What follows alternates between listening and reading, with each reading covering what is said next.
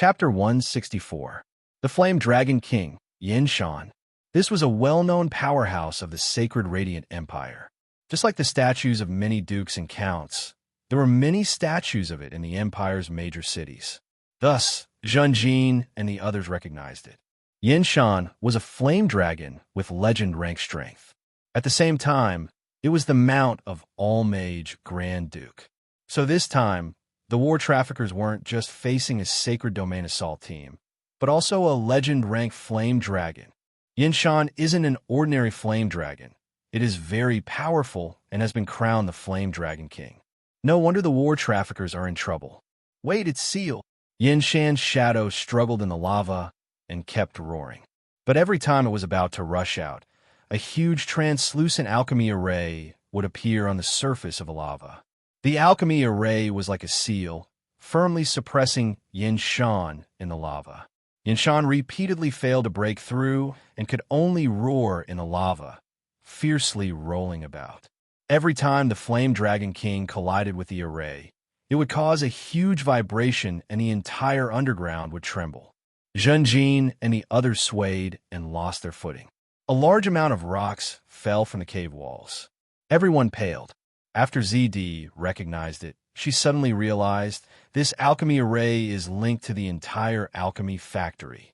In order to seal the Flame Dragon King, it poured out the power of each collision. I finally know why there are earthquakes and volcanic eruptions. The Flame Dragon King wanted to break through the seal, but the earth veins were damaged and shaken. The volcanoes and earthquakes are the result of its struggle with the alchemy array. Everyone's expressions changed. Wan was shocked. They can even seal the Flame Dragon King. How powerful are the war traffickers? No one knows. The top 10 on the wanted list are the highest bounties of the various continents. Without terrifying strength, how could they have dominated the list for so many years? Song Su shook his head and sighed. Zongo had already calmed down. He muttered, "The Flame Dragon King has been sealed. It looks like the war traffickers have won this battle. But the volcanic eruptions are getting more and more intense, and the earthquakes are getting more and more frequent, which means that the war traffickers don't have the strength to clean up the mess." That's right. In order to suppress the Flame Dragon King, the island was split open. If this continues, the Flame Dragon King will break free sooner or later, Sandao said. Can we help it escape? One of the apologetic knights suggested. There are so many demon golems, and you want us to destroy the spell formation? Wan glared at the person who suggested this. Scab also shook his head. Even without these magic statues, we still wouldn't be able to break this array if we were free to use it. This array was personally set up by the war merchant. He must have paid a disastrous price for it. It's not something we can interfere with. Zonggu shook his head. Then what should we do next? Bird Fan asked weakly. Cha Sha, Zhen Jin, and the others all had awkward expressions. The defensive power of the magma battlefield was too strong. To them, it was practically a dead end. However, it might not be a good choice to go back and find a new way to go around it. All signs showed that the war traffickers seemed to have won the final victory, but the price he paid was too great. He was most likely recuperating and temporarily unable to clean up the situation. If possible, no one would want to attack this place. Zhen Jin and the others were simply forced into a corner and could only come here to find a possible escape route. But after exploring the underground alchemy factory for so many days, they still hadn't found a feasible way.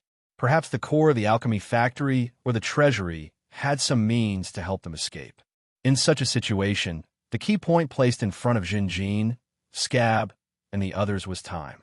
If they retreated and chose another path, they would waste a lot of precious time, allowing the war traffickers to recuperate and recover their strength. Then they would also die. Let me take a look first. Scab quietly used the Extreme Vision Divine spell. His expression changed slightly. In the option of retreating, their future was dark and gray. If we turn back now, we will die, Scab said in a heavy tone. Everyone was shocked. We can't retreat. We can't advance this. Everyone fell into a deadlock. We can first use the alchemy cannons to create chaos, then take advantage of the chaos and try to rush through this battlefield. We all know that the movement speed of these garrisons is not outstanding. Most of the time, they rely on the arrays of the alchemy factory to delay the enemy's speed. And the alchemy factory here has been completely destroyed. Zhongge proposed a very risky plan. Everyone's hearts jumped when they heard it. The result of this plan would be very tragic. Most people would become cannon fodder, attracting the attention of the garrisons and buying time for the last survivors. And in the end, there might only be a few people who would survive. It was also possible that they would be completely wiped out. Although the priests saw the consequences of turning back, the difficulty of retreating is not necessarily higher than charging. I don't believe that our escape route will be blocked by a group of enemies stronger than the ones in front of us. Zhen Jin shook his head and analyzed. We can first retreat, compare the real situation on both sides, and then make a decision. Many people nodded slightly when they heard this. But at this moment, the whole underground shook violently once again. The Flame Dragon King's roar came again, and the alchemy array burst out with a magnificent light. The magma rolled violently, forming huge dark red waves. Most of the huge waves were blocked by the alchemy array, but there were still a few that penetrated the array and landed on the other half of the battlefield. After this magma landed on the ground, it actually condensed into form.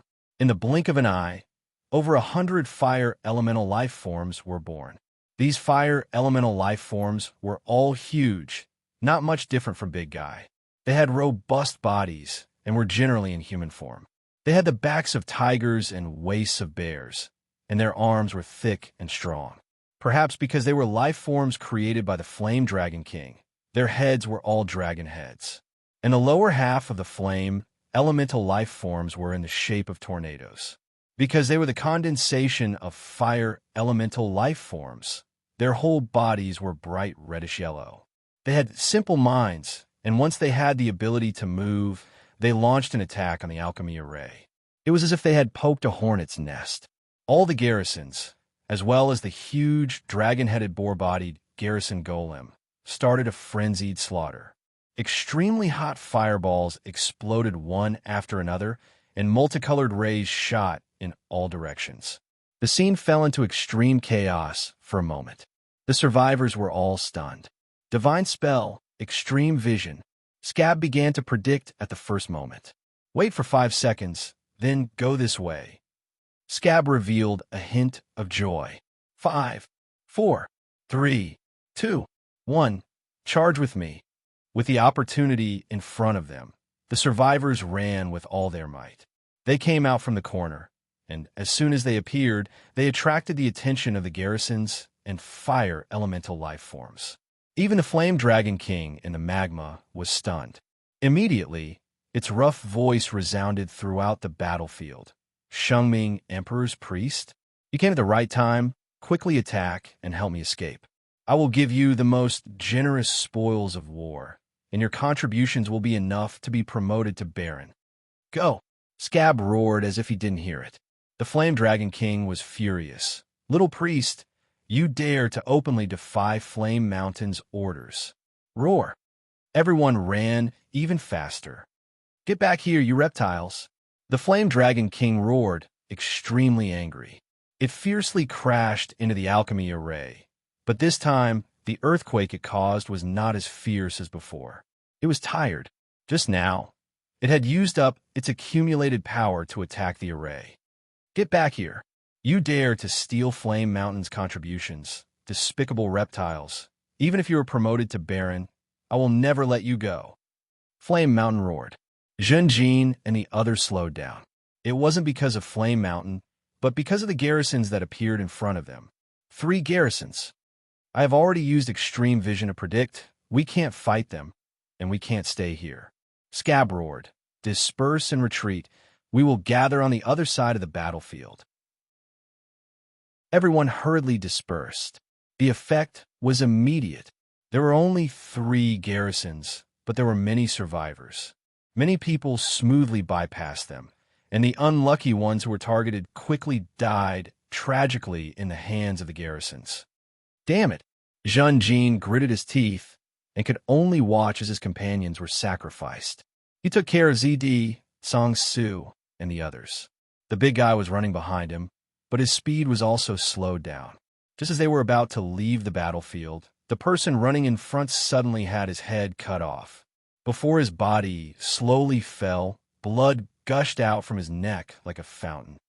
Damn it, it's the invisible exterminator. Zhun Jin's head sank. Boom, boom, boom.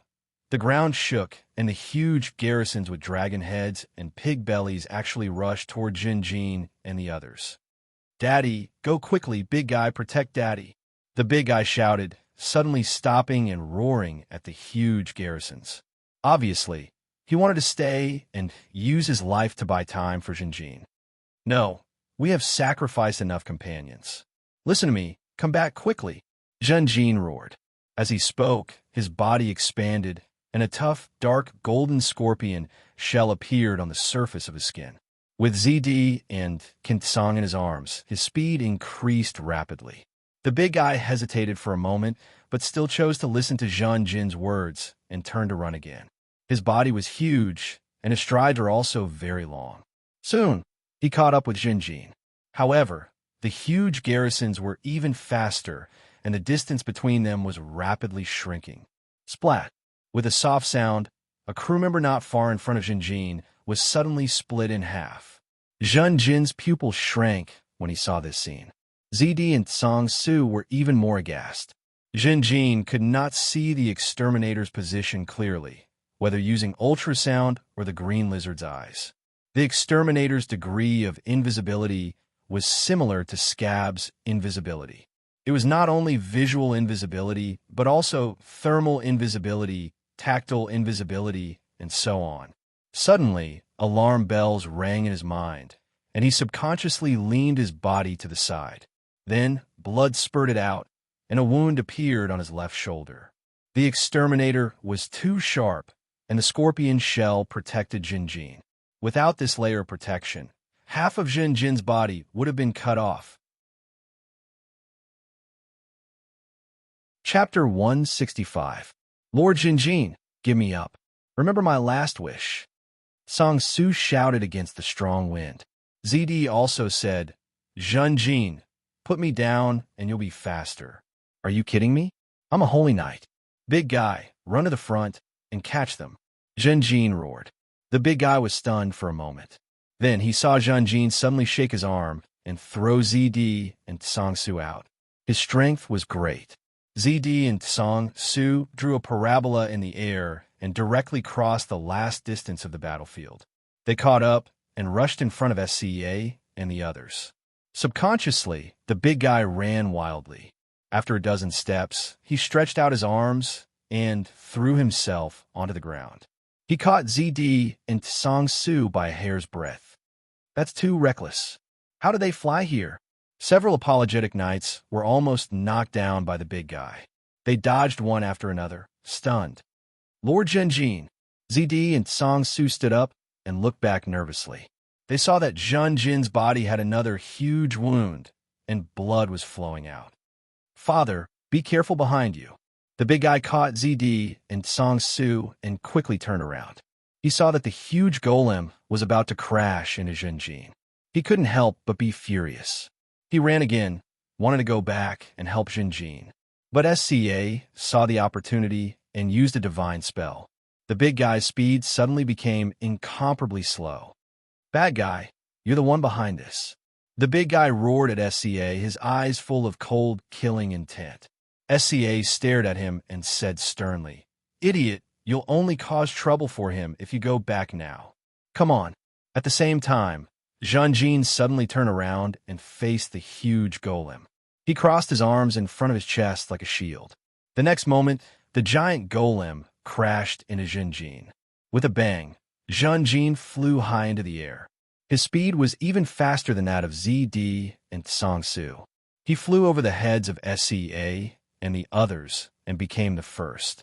After landing on the ground and rolling a few times, Jin Jin quickly stood up and dispelled his transformation. Before he could feel the pain, Jin Jin's arms were numb and completely deformed. The bones in his arms were completely shattered. Jin Jin shouted at SCA and the others, Run! They're chasing us. Scab hurriedly cast divine spells on the others to hasten their pace. The giant golem quickly stopped its pursuit because Junjin, Scab, and the others had entered the tunnel. The passageway was too narrow for a creature of its size to pass through. The speed of the guardian golems was also very slow, and Junjin and the others quickly shook them off. The exterminators were the biggest threat. However, SCA began to cast divine spells one after another. After a few rounds of divine spells, the exterminators were forced to reveal themselves. Everyone began to retaliate with crossbows. Soon, the exterminators that chased them were all eliminated. The situation was stabilized. We've passed through this battlefield. The apologetic knights cheered, but soon the cheers died down and were replaced by sorrowful expressions. There were only 4 apologetic knights left. One of them had sacrificed himself to cover SCA during the escape. There are still many people trapped inside. I'll go save them. Jinjin rushed back to the battlefield. Taking advantage of this time, his arms had already recovered. Lord Jinjin. ZD opened her mouth and wanted to stop him, but it was too late. The big guy wanted to follow, but was stopped by SCA again. Jinjin once again transformed into a small scorpion-armored giant, and a spider blade appeared in his hand. The blade was entwined with arcs of electricity. Divine Knight! Lord Jinjin, it's you. Thank you, you saved my life. Jinjin's help helped several of his companions who had almost fallen in the last part of the journey. In this state, Jinjin could directly resist the garrisons. As for the exterminators, Jinjin still couldn't find them. However, Jinjin had already discovered that every time the exterminators wanted to attack him, a warning sign would appear in his heart. Using the warning sign, Jinjin would dodge, and he would succeed in 80 to 90% of the time. However, even if he dodged, he would usually only reduce the fatal blow to an injury. Soon, Jinjin was bathed in blood. Lord Jinjin, he's a genuine hero. Everyone in the passage watched Jinjin's figure bathed in blood and fighting, and they were all moved. SCA quietly stared at Jinjin in the distance. No one knew what he was thinking. Sigh, SCA must have seen something wrong with this appearance. After this battle, it's better to be honest. Jinjin said. He might have deceived the others, but SCA, as the priest of the Shengming Emperor, was definitely not among them. The number of fire elementals is rapidly decreasing. Fortunately, the giant garrisons are not targeting me and are wantonly slaughtering the fire elementals. Is there anyone else who needs my help? Jinjin quickly scanned the surroundings. Suddenly, his gaze focused as he saw footprints on the ground. The human footprints were very new, and it was very likely a companion. There were bloodstains beside the footprints. This companion is injured. Following the footprints, Jinjin jogged all the way and came to a corner of the battlefield. There was a hillside here, a good place to hide people. I'll leave after saving this person. I don't have much time left. The fire elementals in the field were completely at a disadvantage. Jinjin could only try his best to save his companion and not put himself in danger. However, just as he came to this corner of the battlefield, Jinjin did not find his companion, and the warning sign in his heart suddenly rose. He hurriedly dodged, and a huge wound almost cut across his back. Under such an attack, the scorpion shell was as thin as paper. This is definitely not an ordinary killer. Jinjin could not see the enemy who attacked him, but he could feel the strength of the enemy from this injury. This kind of sharpness was unprecedented. Jinjin could not find the enemy, and SCA was not by his side. The warning sign in his heart rose again, and he immediately fell into a bitter battle. At the passage, everyone waited for a long time. It had been a while since their companions met up, and at the same time, Jinjin was nowhere to be seen. The big guy roared, still struggling under the restriction of the divine art. I want to find my father. Let me go, you bastard. You two go check on Jinjin, and try your best to bring him back. SCA ordered with difficulty while maintaining the divine art. Yes. The two apologetic received the order and rushed back to the battlefield. It was a complete mutation. Jin with the lizard head opened his mouth and spat out wildly. This time, it was not green acid, but hot water from the fat ball flying fish. The water vapor quickly spread and turned into a thick fog. At the same time, Jin released electricity with all his might. The invisible enemy entered the thick fog, and in an instant, lightning flashed violently. Here, Jin roared, and the blade in his hand slashed wildly. The special killer was unusually agile. It dodged, circled behind Jin, and fiercely attacked the back of Jin's head. If he was hit, Jin would die on the spot. The scorpion shell did not provide good protection. But all of this was actually an opening that Jin deliberately revealed. The next moment, the scorpion tail behind him suddenly stabbed, directly piercing through the invisible enemy. The killer suffered a fatal blow, and its fan blades suddenly disintegrated, shooting towards Jin. Jin could not dodge in time, and his shoulder was pierced by the fan blades.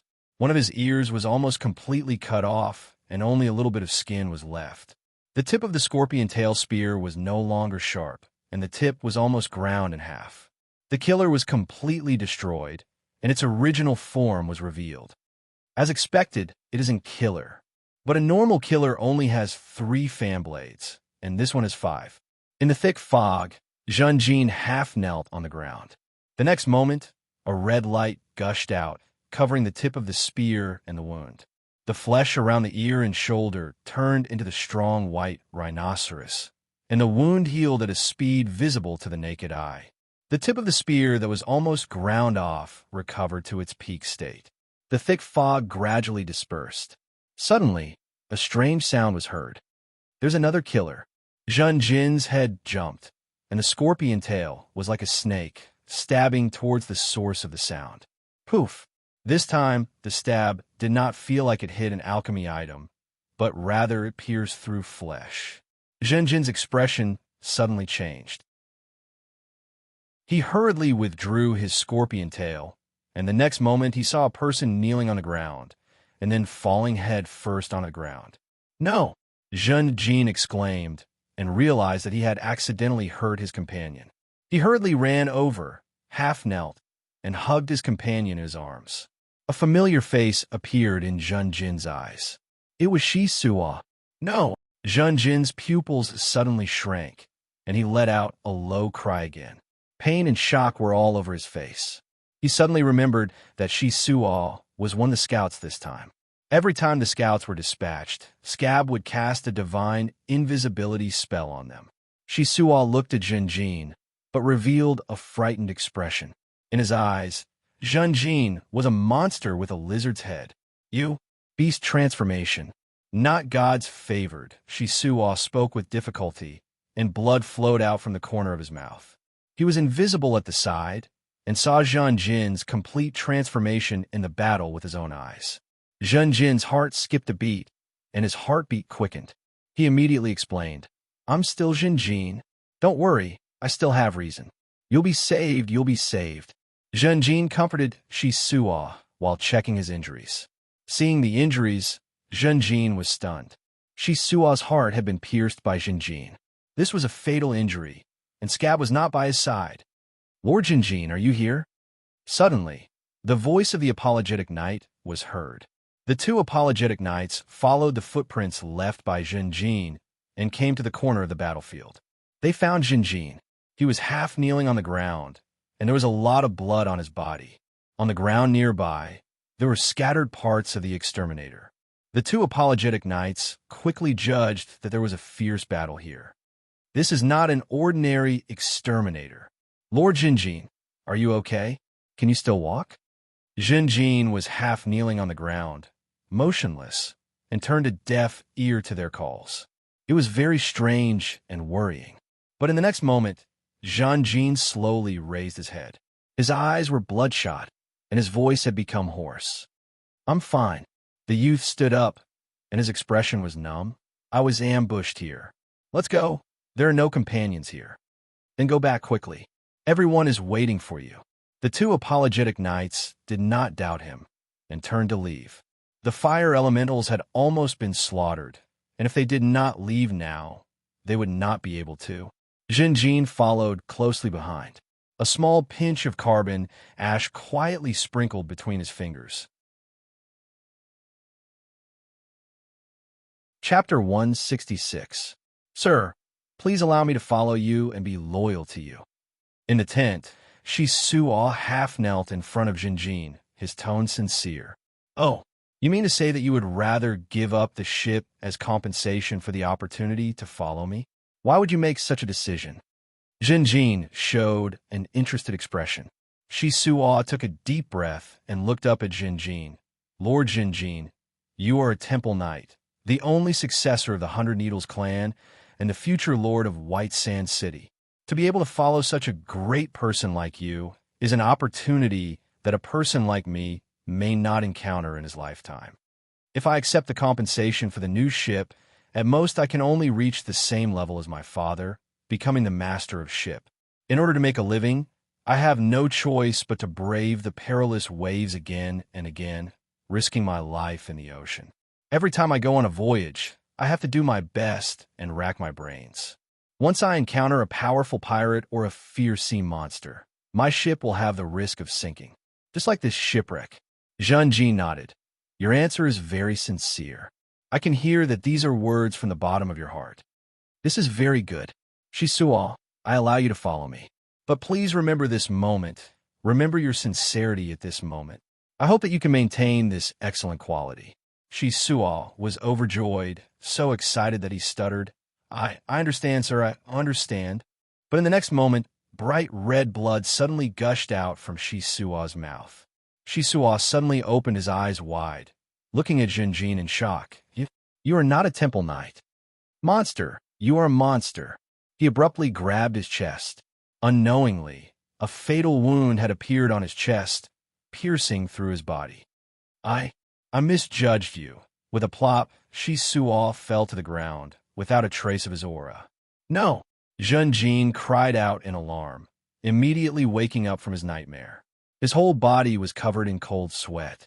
He took a few deep breaths to calm himself down. Looking around, the surroundings were peaceful. Although the sun and moon could not be seen in the underground alchemy factory, Sangsu, SCA, and ZD all had their own means of measuring time. It was already late at night. The survivors made it through the lava battlefield, and there were only about 30 people left. Because of the fire element attracting the attention of the golem, Jinjin set off immediately after being found by the two apologetic knights. The journey after that was very smooth, and they were not chased or intercepted. The guardian golems were man-made creatures with very low intelligence. They mainly relied on the tower genie's commands. However, the tower spirit's voice never appeared in the lava battlefield. This was the middle section of the tunnel. Scab used his extreme vision and discovered that there wouldn't be any problems if they rested here for a night, so he gave the order to rest. He had used up almost all of his divine power and was barely able to heal the other survivors. Scab had already finished his morning and evening prayers. Under the protection of the two guardian knights, he fell into a deep sleep. How am I to explain it to him? After rushing through the lava battlefield today, the priest must have seen my strange appearance, but he didn't mention it. Jinjin knew that Scab was waiting for him to confess. But how could Jinjin say it? Shi Suo, I killed him with my own hands. Regret and powerlessness welled up in his heart. Jinjin closed his eyes in pain. He sat on the ground with his back against the metal wall of the cave. He felt the coldness of the silver-white metal, which seemed to be transmitted to the depths of his heart. The young knight fell into deep self-blame. I should have stopped at that time. I shouldn't have been so heavy-handed. I should have remembered that the scouts who were investigating were all in a state of invisibility. Why did I forget? Why did I forget about this? However, a voice came from the depths of his heart. Don't be too sad. This is just an accident. No, I'm falling. I've already fallen. My hands are already stained with the blood of my companions. Damn it, I wanted to save him. I wanted to save him. Jinjin gritted his teeth. His right hand covered his eyes. He raised his head, the back of his head leaning against the cold wall. His left fist was clenched very tightly. The scene of him killing Shi Suo replayed in his mind. When he found out that it was Shi Suo, Zhenjin was full of shock. However, when he wanted to save Shi Suo, he found that this was a fatal injury. Zhenjin immediately fell into confusion. Facing Shi Suo's accusation, he subconsciously refuted. Suddenly hearing the cry of the apologetic knight, Zhenjin's heart thumped. He didn't have time to think. He suddenly activated his core and directly absorbed Shi Suo. No, I swore that I would never lay my hands on the human race. But not only did I do that, I also killed my own companions. Why did I have to destroy the evidence? Why? This was the question that tortured him the most. He couldn't avoid this question. I was a coward. I was afraid. I was worried that he would misunderstand. I can explain it clearly. I can do it. How do you explain? Another voice in his mind sneered. Why did I kill him? Wasn't it because I was afraid that he would reveal my secret? With that kind of injury, he was already dead. He might as well just die. He also said something that he shouldn't have. Isn't that causing trouble for me? Think about it. Didn't I save Shi Suo's life? But he didn't know how to be grateful. He even wanted to make things difficult for me. If the apologetic knight misunderstood me, the consequences would be very serious. No. Zhenjin held his head and shouted in his mind, Go away, I never thought of that. I'm not such a despicable person. The voice in his mind laughed again. Then I'll change the way I see it. It's more acceptable. Yes, I can't be misunderstood, because I have responsibilities. The responsibility to revive the family, protect my fiancée, and lead the survivors around me to successfully escape from this island. I made a promise to them, didn't I? So, I can't die, and I can't be misunderstood. I can't let down the expectations of others. No, this is sophistry. This is all sophistry. Zhenjin almost buried his head in his chest. He was trying hard to resist the darkness in his heart. I'm falling into the abyss. At this moment, the young knight felt so weak, like a leaf in the wind. But soon, the voice in his mind sounded again. Falling? What is falling? Going against the path of the holy knight is falling? Relax, I just made the most correct choice. This choice is rational. It's enough to prove that I'm smart. Look at now, no one knows the truth. No one will think that you killed Shi Suo. Zhenjin suddenly opened his eyes. His eyes flashed. He retorted loudly in his heart. No, I want to confess. I want to atone for my sins. Go ahead. The voice in his heart didn't stop him. Go ahead. The voice in his heart clamored. Zhenjin didn't refute it. His face was getting paler, like the face of a dead man. His breathing was extremely weak, as if he was a dead man who had no breath. At this moment, he understood that he couldn't tell the secret of killing Shi Suo. He also didn't have the courage to expose the secret of the core of his heart. Previously, every time he gathered his courage, he felt that he was just one step away. There would always be something unexpected or someone who would ruin it. But in reality, was it really like that? It wasn't. If he really wanted to say it, he could say it most of the time. In fact, I don't want to say it. I don't want to. The reason why I want to confess to the priest is because of the external pressure to survive. Who doesn't want to be glamorous? Who doesn't want to hide their darkness? I want to so much. Regret, loss, pain, and sadness tormented the young man. He questioned his own heart, and the young man also recognized the truest thoughts in the depths of his heart. A torturous night passed. Everyone set off again. They needed scouts to scout the road ahead. Let me do it. Zhenjin took the initiative to ask for permission. Everyone was surprised and objected. Zhenjin shook his head, his attitude resolute. Everyone needs more rest. My condition is better. Moreover, we just passed through the lava battlefield. Perhaps the road ahead will be more dangerous, and we need people with more strength to scout. This is my decision, and I insist on it. He needed to keep himself busy, so busy that he couldn't think. A scout needed more than one person. A bronze crew member took the initiative to kneel down and said to Zhenjin in an emotional tone, Lord Zhenjin, my life has been saved by you, and it's not the first time. Please let me follow you. This time, I will move together with you. Zhenjin's action of returning to the battlefield yesterday had moved this crew member. Zhenjin frowned. At this moment, he seemed to see Shisu. No, let me go alone. Get up. The crew member was slightly stunned. Jinjin also realized that his reaction just now was a little excessive, so he opened his mouth to make up for it. At present, there is no fork in the road ahead. You only need me. What you need more is rest. Jinjin's words once again brought him praise and reverence from the crowd. However, in the face of such gazes and attitudes, Jinjin only wanted to avoid them. The scouting went very smoothly, so smoothly that Jinjin was a little suspicious. Following that, to everyone's disbelief, they did not encounter any golems or exterminators, nor did they encounter any traps or magic traps. They traveled in this way for another 2 days. Jinjin's days felt like years. Sir, there's no need to feel sorry for the victims. What's more important is to lead the surviving companions and leave this place together. Sangsu advised, Lord Jinjin, this is not your fault. We definitely won't blame you. You've already done enough. Baya also comforted him. If you have anything to say, you can tell me. In fact, I also have a lot to say to you. ZD privately found Jinjin. Child, you must remember that the Holy Lord's eyes burn through everything. No shadow can hide. SEA also encouraged Jinjin. However, these words of encouragement, comfort, and persuasion only made Jinjin feel more ashamed. More lonely. There's a corpse in front. The scout brought back an important piece of information. The corpse of a saint-level powerhouse collapsed in the corridor. There were traces of fierce fighting everywhere. He should be one of the powerhouses who attacked here. Wait, this costume.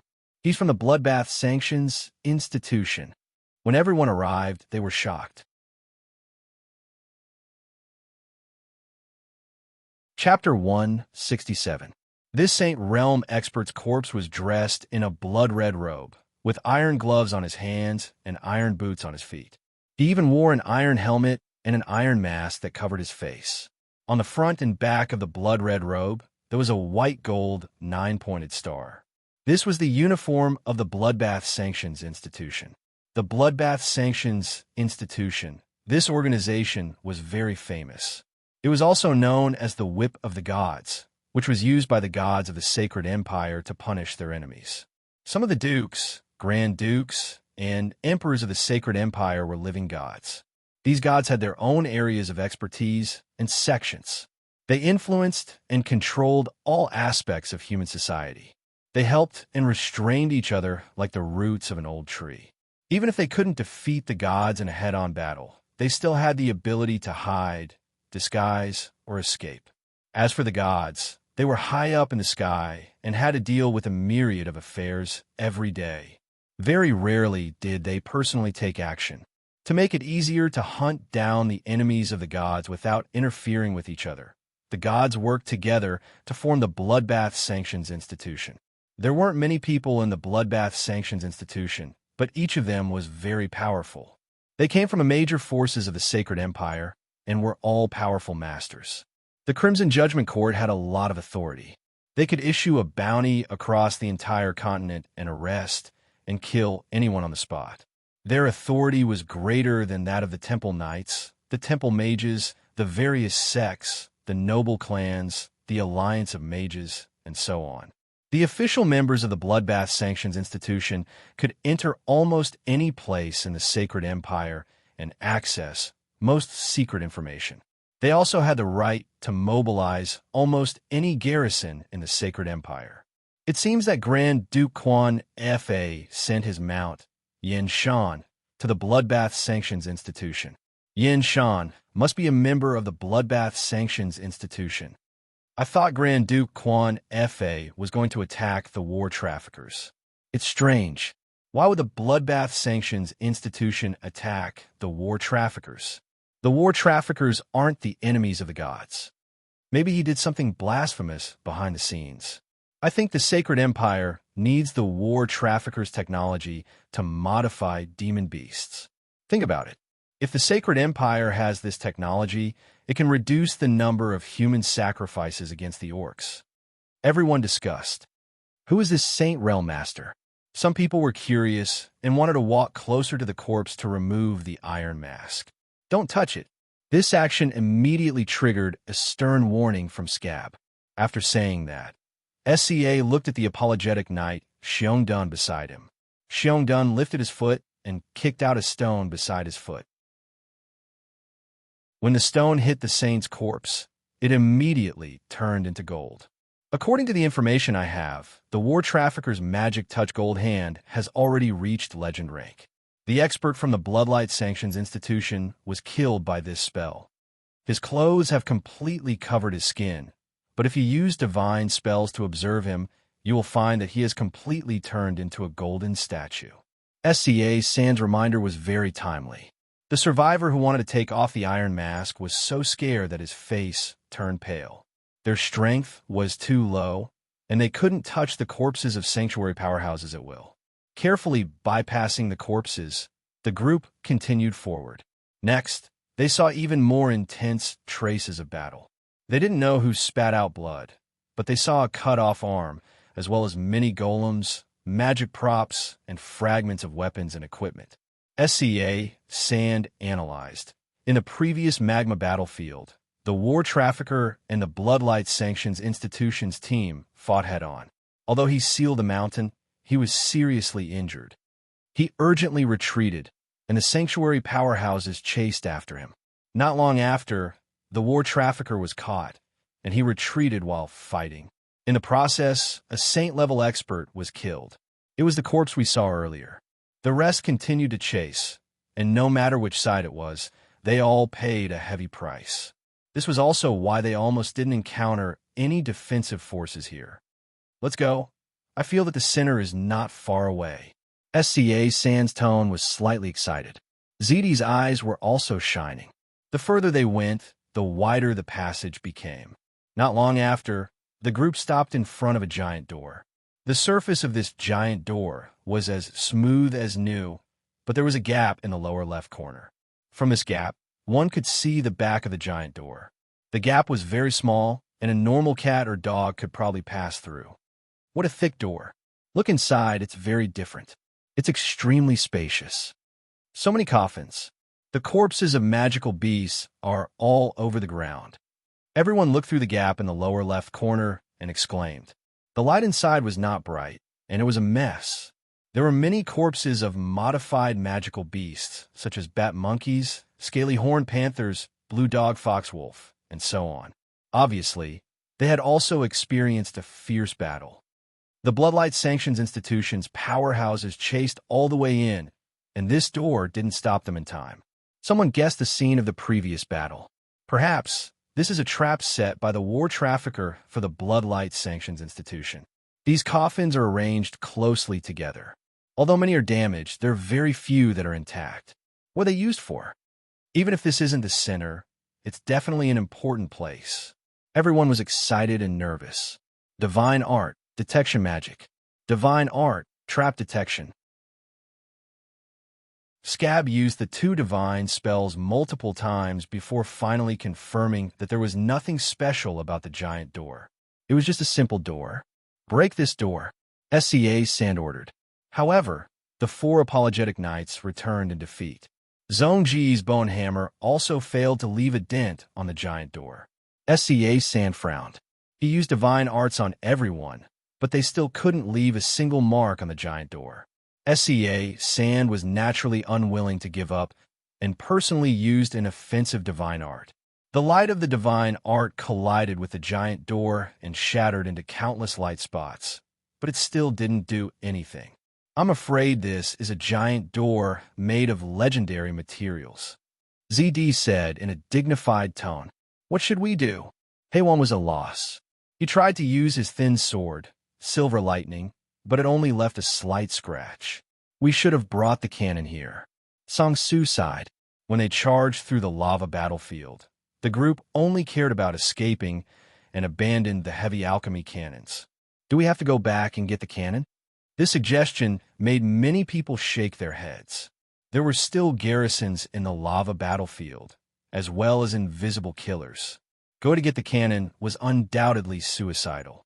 Zhenjin, maybe you can give it a try. SCA San looked at Zhenjin with a smile and encouraged him. Zhenjin's heart suddenly thumped. Yes, sir. If your prayer is successful, the power of the divine night may be able to break through this door. Heiwan shouted. In an instant, almost everyone's eyes were focused on him. Zhang Jin's breathing slightly stagnated. He was expressionless as he approached the giant door with heavy steps. Then, with his back to everyone, he lowered his head and prayed silently. After a long time, he turned around with a depressed expression. Sorry, my lord didn't respond to me. Everyone sighed, but they didn't blame Jinjin. Sir, don't force yourself. The Shengming emperor must have his reasons. Zidi comforted him. Jinjin nodded and walked back into the crowd. Sand clenched his teeth and stared at the giant door. To be able to use legendary materials to build this door, I'm afraid there really is a central hub inside. Hateful. We're actually blocked by a door. Everyone was at their wits' end and gradually despaired. Maybe there's another way. Yes, there can't be only one way to the central hub, right? Someone suggested to find a way. At this moment, the big guy suddenly shouted, I have a way, I have a good way. What way? Everyone asked without much expectation in their hearts. Let me try. The big guy was full of confidence. He ran in front of the giant door and reached out to grab the gap at the bottom left corner of the door. Does he want to go in? Someone laughed. But the next moment, the big guy clenched his teeth and used all his strength to pull the door to the side. The giant door was motionless at first, but after a few breaths, it trembled slightly and then slowly moved to the right. Many people were stunned. Sam laughed. Ha ha ha, good job. The big guy's thinking was simple, so he used the simplest method to open the door. Of course, if the tower spirit was still here and this place had not been damaged by the battle, the giant door would have been locked and there would not be such an obvious loophole. The big guy quickly lost his strength, but the giant door had been pulled wider, enough for a thin person to pass through. Zhonggu, Zhanjin, and the 4 apologetic knights continued to pull the giant door with the help of Sand's magic. After some effort, everyone was sweating profusely. Finally, the giant door was half opened and the big guy could barely pass through.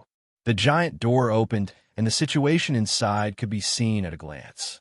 Behind the door was a huge and spacious space. The cave walls were like a spherical mask, forming a structure similar to a gladiator arena. Hundreds and thousands of coffins were arranged in a tight circle, like the seats of a gladiator arena. Many of the coffins were opened or destroyed, and there seemed to be blood inside. There were also many coffins that were intact. These damaged coffins and a large number of corpses of monsters vividly depicted the attack route of the powerhouses of the Bloody Radiant Sanctions Academy. They charged in a straight line from the giant door all the way to the Mage Tower in the center. That's right, in this vast underground space, there was a wizard tower. Unlike most mage towers, this one was short and fat, with only 4 floors. The door on the first floor of the mage tower was severely damaged. Everyone looked into the distance and saw the corpses of monsters stacked on top of each other like a small hill. There were also huge fragments of golems. Sand's heart skipped a beat, and he said in an affirmative tone, "This is the center of the alchemy factory." Everyone fell into a state of excitement and nervousness. They walked all the way through the ruins of the battlefield. There were no accidents, and they smoothly arrived at the Mage Tower. After crossing the piles of monster corpses, they entered the Mage Tower. Several human-shaped corpses jumped into their eyes. There were 3 corpses of saints from the Bloody Radiant Sanctions Academy and a goblin. The goblin was dressed in an exquisite golden robe and was lying on the ground. There was a trace of legendary life aura left on the corpse, revealing his identity. He was an alchemy grandmaster and a ward dealer.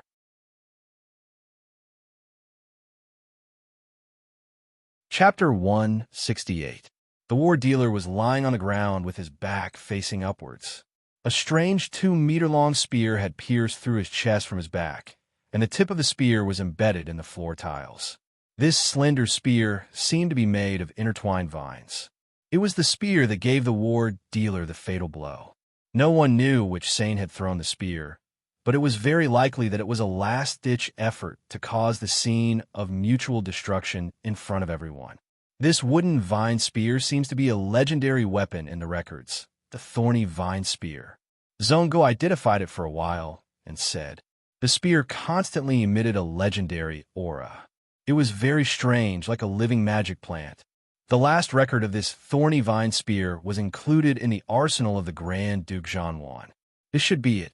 A legendary grade weapon with such an obvious characteristic. No wonder the war dealer was also killed. This assault team from the Carnage Sanctions Institution has a legendary level Flame Dragon King and a legendary level weapon. But ZD shook her head. This is the war dealer's headquarters, and the alchemy factory is part of his mage tower. If they fought head-on, the result would be hard to say. The key is that this team obviously came prepared. They didn't attack head-on, but directly broke into the interior of the alchemy factory. The truth is that the war dealer was caught unprepared.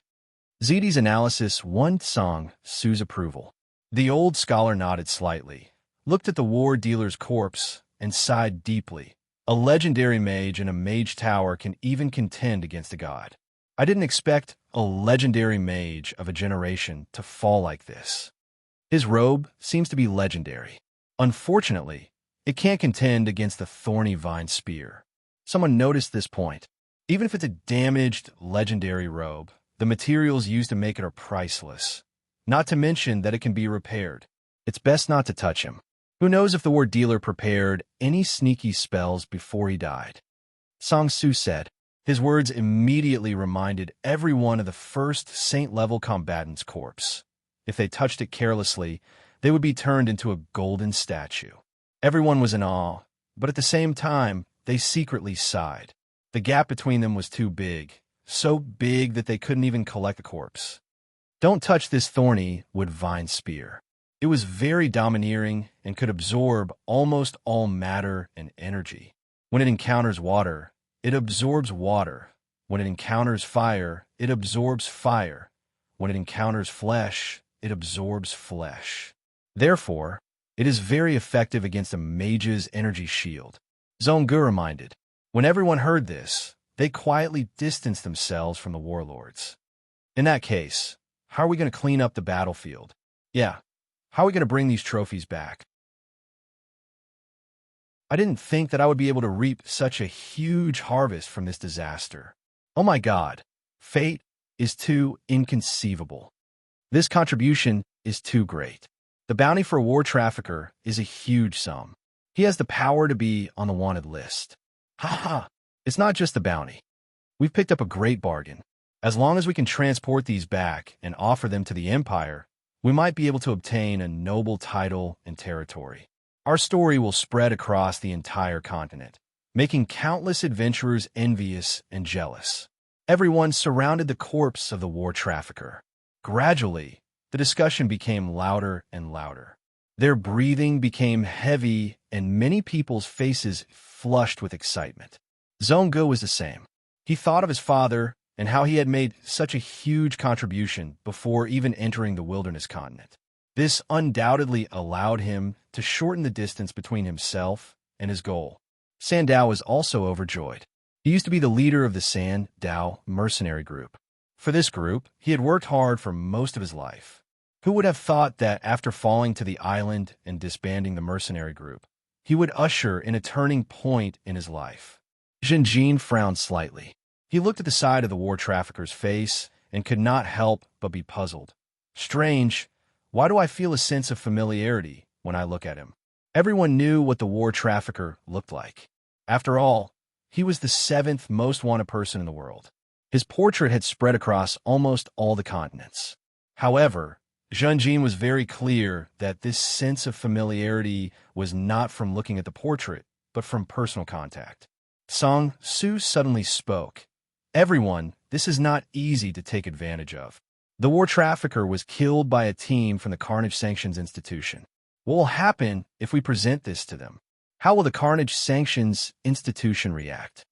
When we passed through the magma battlefield, Yinshan roared and clearly warned us not to covet this credit. Yinshan is not just a legendary fire dragon. His master is a Grand Duke of Omnifa. Song Su's words calmed everyone down. That's right. This credit is too great. It's not something we can swallow. My small body can't even withstand a single claw from the Fire Dragon King. Everyone was worried. Their faces were filled with worry. Zao Shah snorted.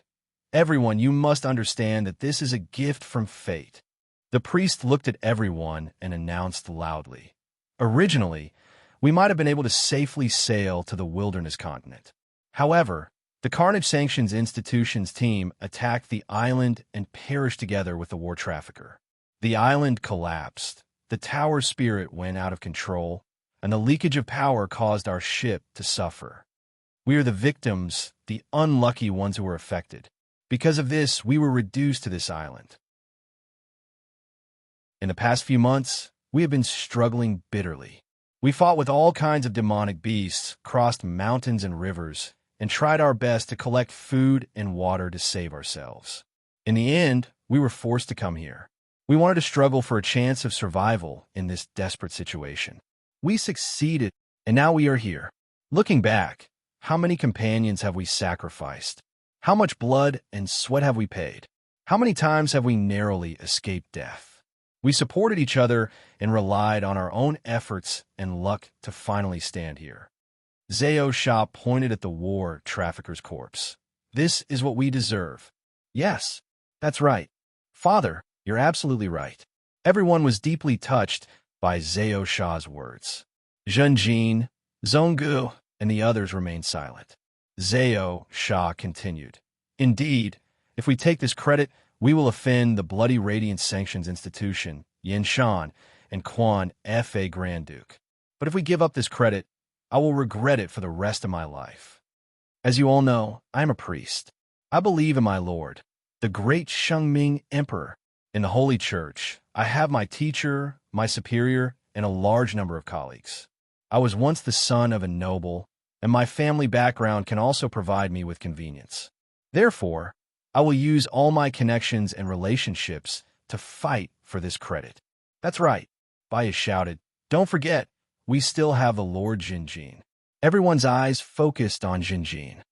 Yes, we have always followed the Lord Jinjin. He is a holy knight, a knight of God. The 100 Needles clan will definitely help us and guarantee our credit. Zhonggu thought about it and thought of his father. Heiwan smiled. That's great. Fat Tongue wiped his tears and said, Sir, our Wisteria Chamber of Commerce will also revive. But at this moment, ZD remained calm. Everyone, don't be happy too early. Our main purpose in coming here is not to gain credit. The war criminals and the Bloody Radiant Sanctions Institution's team perished together. This is something we didn't expect. We have to escape from here alive. Although we can no longer feel the earthquake after entering the alchemy factory, it doesn't mean that the volcano eruption sanctions have disappeared. However, this does not mean that the earthquakes have disappeared. The Flame Mountain is the source of the earthquakes and volcanic eruptions.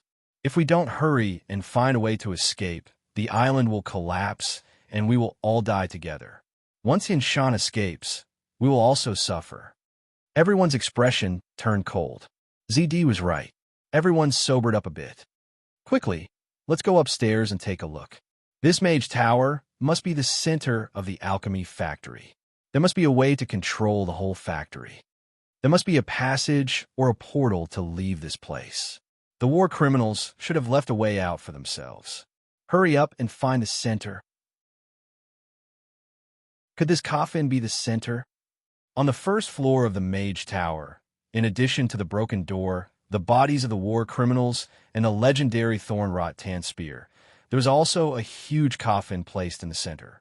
This coffin seemed to be made of gold. The surface was inlaid with green jade relief, followed by silver relief depicting a snake's body and wings. The whole coffin was 3 meters long and 8 meters wide. It was magnificent and magnificent. The coffin was not complete. No one found the lid. Carefully approaching the coffin, they found 12 murals painted with black lines. The murals were simple, depicting gods, creation, worship, and other mythological content. This god seems to be the feathered serpent god. After a while, Scab's face changed slightly. The feathered serpent god was not a human god, but one of the gods worshipped by the trolls. Today, the trolls were close to extinction, and the feathered serpent god had fallen long ago. Scab's eyes lit up, and his tone became certain. This coffin should be the feathered serpent god's divine weapon. The green jade golden coffin. The feathered serpent god controls life and reproduction. According to records, whenever he is seriously injured, he will hide in the coffin and be quickly and completely healed. This divine weapon, the green jade golden coffin, has powerful healing abilities. Some people even speculate that it has the power to revive gods. I didn't expect the war criminals to get the main body. Unfortunately, he didn't get the lid. This divine weapon is not complete. I understand. Scab suddenly turned to look at the war criminals behind him. He was seriously injured and retreated to the center to use the green jade golden coffin to heal himself. He almost succeeded, but in the end, he died in the last part of the journey.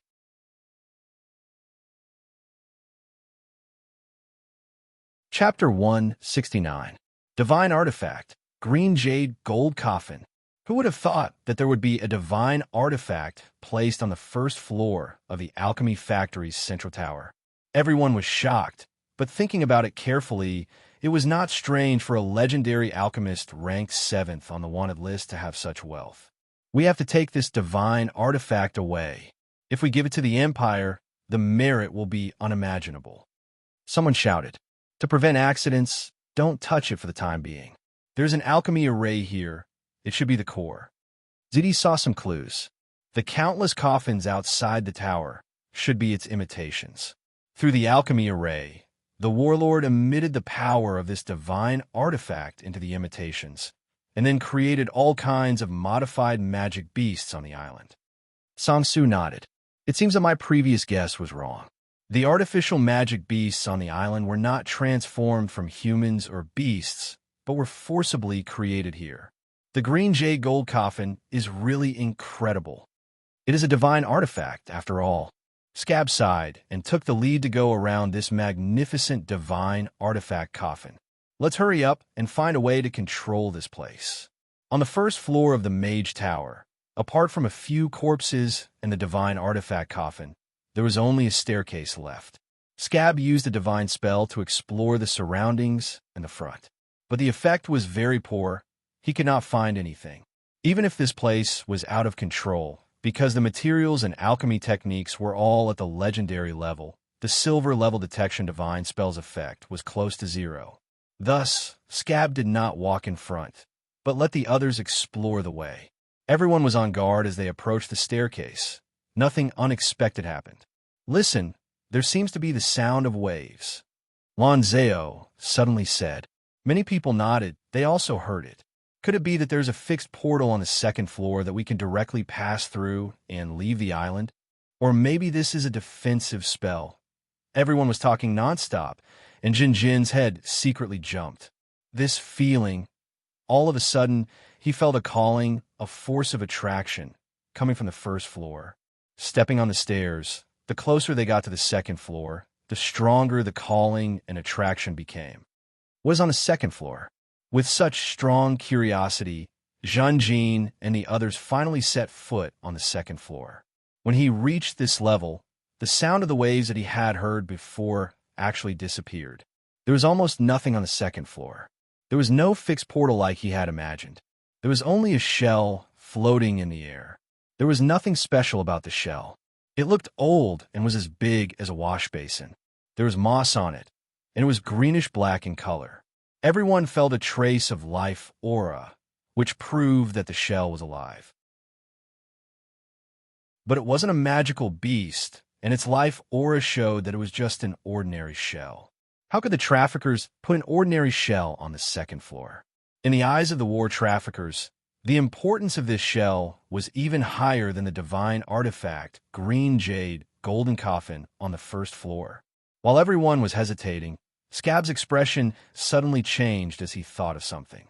Could it be that this is the fairy tale of the mermaids? Scab wasn't sure either. What is it? Fairy tale? Everyone was puzzled. It was difficult to associate a shell with a fairy tale. Sangsu, on the other hand, thought of something and explained, I think the priest mentioned something about the blue charm god's divine weapon. The name of the divine weapon is called the fairy tale of the mermaids. Seeing that everyone's eyes were focused on him, Song Su continued. The blue charm god is a god worshipped by the mermaids. She is best at deception and disguise. Her true form is a mermaid. She likes to emit her charm and seduce outstanding men of different races on the ship. But once she encountered a duke of our human race. I won't say much about the rest of the story. Everyone suddenly understood. They all thought of the rumors of a certain important person in the Shengming Empire. I always thought that it was just a rumor. Many things aren't groundless. Don't talk about it. This is a taboo. Be careful of the trouble that comes from the mouth. Everyone took the initiative to stop this topic. Once again, they looked at the ordinary shell. I'm still not sure. Scab shook his head. But if this is the fairy tale of the mermaids, then everything makes sense. The war trafficker relied on this divine weapon. He used its power of deception and disguise to hide his headquarters in the main world. Because of this, the gods couldn't discover this strange island. The ships couldn't reach here either. We came here purely as a result of many accidents. Zongu stared at the big shell in front of him. He said with admiration, "The war trafficker is indeed a legendary alchemist. He can actually use a divine weapon." Divine weapons, as the name suggested, were tools used by the gods. Most of the divine weapons were created by the gods themselves. They were the most suitable for the gods' respective divine power. Only with the gods' permission could the divine weapons be used by other existences. However, the war trafficker obviously didn't have the permission of the blue charm god and the feathered serpent god. He used his own methods to dig out part of the power of these two divine weapons. The war trafficker's alchemy skills were undoubtedly at the peak of the world. The war trafficker wasn't a believer. Using alchemy to steal the power of the divine weapons was an offense and blasphemy to the feathered serpent god and the blue charm god. Once discovered, he would be the enemy of the gods. However, these two gods had fallen a long time ago, so they didn't cause much trouble for the war trafficker. From this, one could see the war trafficker's cautiousness. He had a sense of propriety and only targeted the fallen gods. Let's go to the third floor. Zhao Sha walked towards the stairs. Just like before, no one dared to touch the big shell. They carefully went around it, afraid that they would trigger something if they got too close. Zheng Jin glanced at the divine weapon one last time. He didn't have any sense of familiarity with it. It was very unfamiliar. However, the youth's gaze became more serious. He felt that some mysterious calling and attraction had become stronger. So the source of this summoning isn't on the second floor, but on the upper floor. What's the reason for this mysterious calling? Why does this central hub look so familiar to me? Have I been here before? That's not possible. How could I have been here before? Zhao Sha used his divine arts and still didn't detect any traps. The people walking in front were safe and sound. Soon, they reached the third floor. The layout of this floor was similar to the second floor. It was empty except for an object in the middle and a staircase at the edge of the wall. What's this? Could it be another divine weapon? The war trafficker put this on the third floor. It means that in the war trafficker's heart, it's more important than the green jade, golden coffin, and the fairy tale of the mermaid. But this time, whether it was Zhao Sha, Zonggu, or Song Su, they all frowned bitterly. Their faces were full of doubt. They couldn't recognize it at all. In the eyes of everyone, it was a small round ball. It was only the size of a thumb and was bright red all over. Its surface wasn't smooth. It was like an extremely delicate small walnut with extremely fine lines crisscrossing and crisscrossing. Its texture was similar to crystal. It was faintly transparent and emitted a blood-like light from the inside out. Jinjin also had a puzzled look, but his heart was full of shock. This is the heart core. He was most familiar with this strange object because there was one hidden in his heart. Whether it was the size, shape, or texture, they were all exactly the same. Only the lines on the surface were different. Without the heart core, Zhenjin would have died in some corner of the Confusion Island long ago. It was precisely because he had continuously excavated the power of the heart core that Zhenjin had relied on mutation to reach this point. The war trafficker also has a heart core. Is he the one who created this core? He must have felt that its value was greater than the green jade, golden coffin, and the fairy tale of the mermaid. Jinjin was surprised, but he didn't find it strange. Jinjin had long speculated that the magical beasts on the Confusion Island were constantly killing each other to condense the heart core. The young knight thought of the information that Zhao Shah had mentioned. In recent years, the war trafficker had mastered the alchemy techniques of the war creatures and had already sold them as firearms. But why would there be such a strong attraction? Jinjin couldn't help but gulp. The heart core in front of him was suspended in mid-air, transmitting an extremely strong call to him. The target of the call wasn't Jinjin, but the heart core in Jinjin's heart. The heart core in Jinjin's body emitted a strange red light, flashing as if it was loudly reminding Jinjin, "Eat it! Eat it! Quickly swallow it!"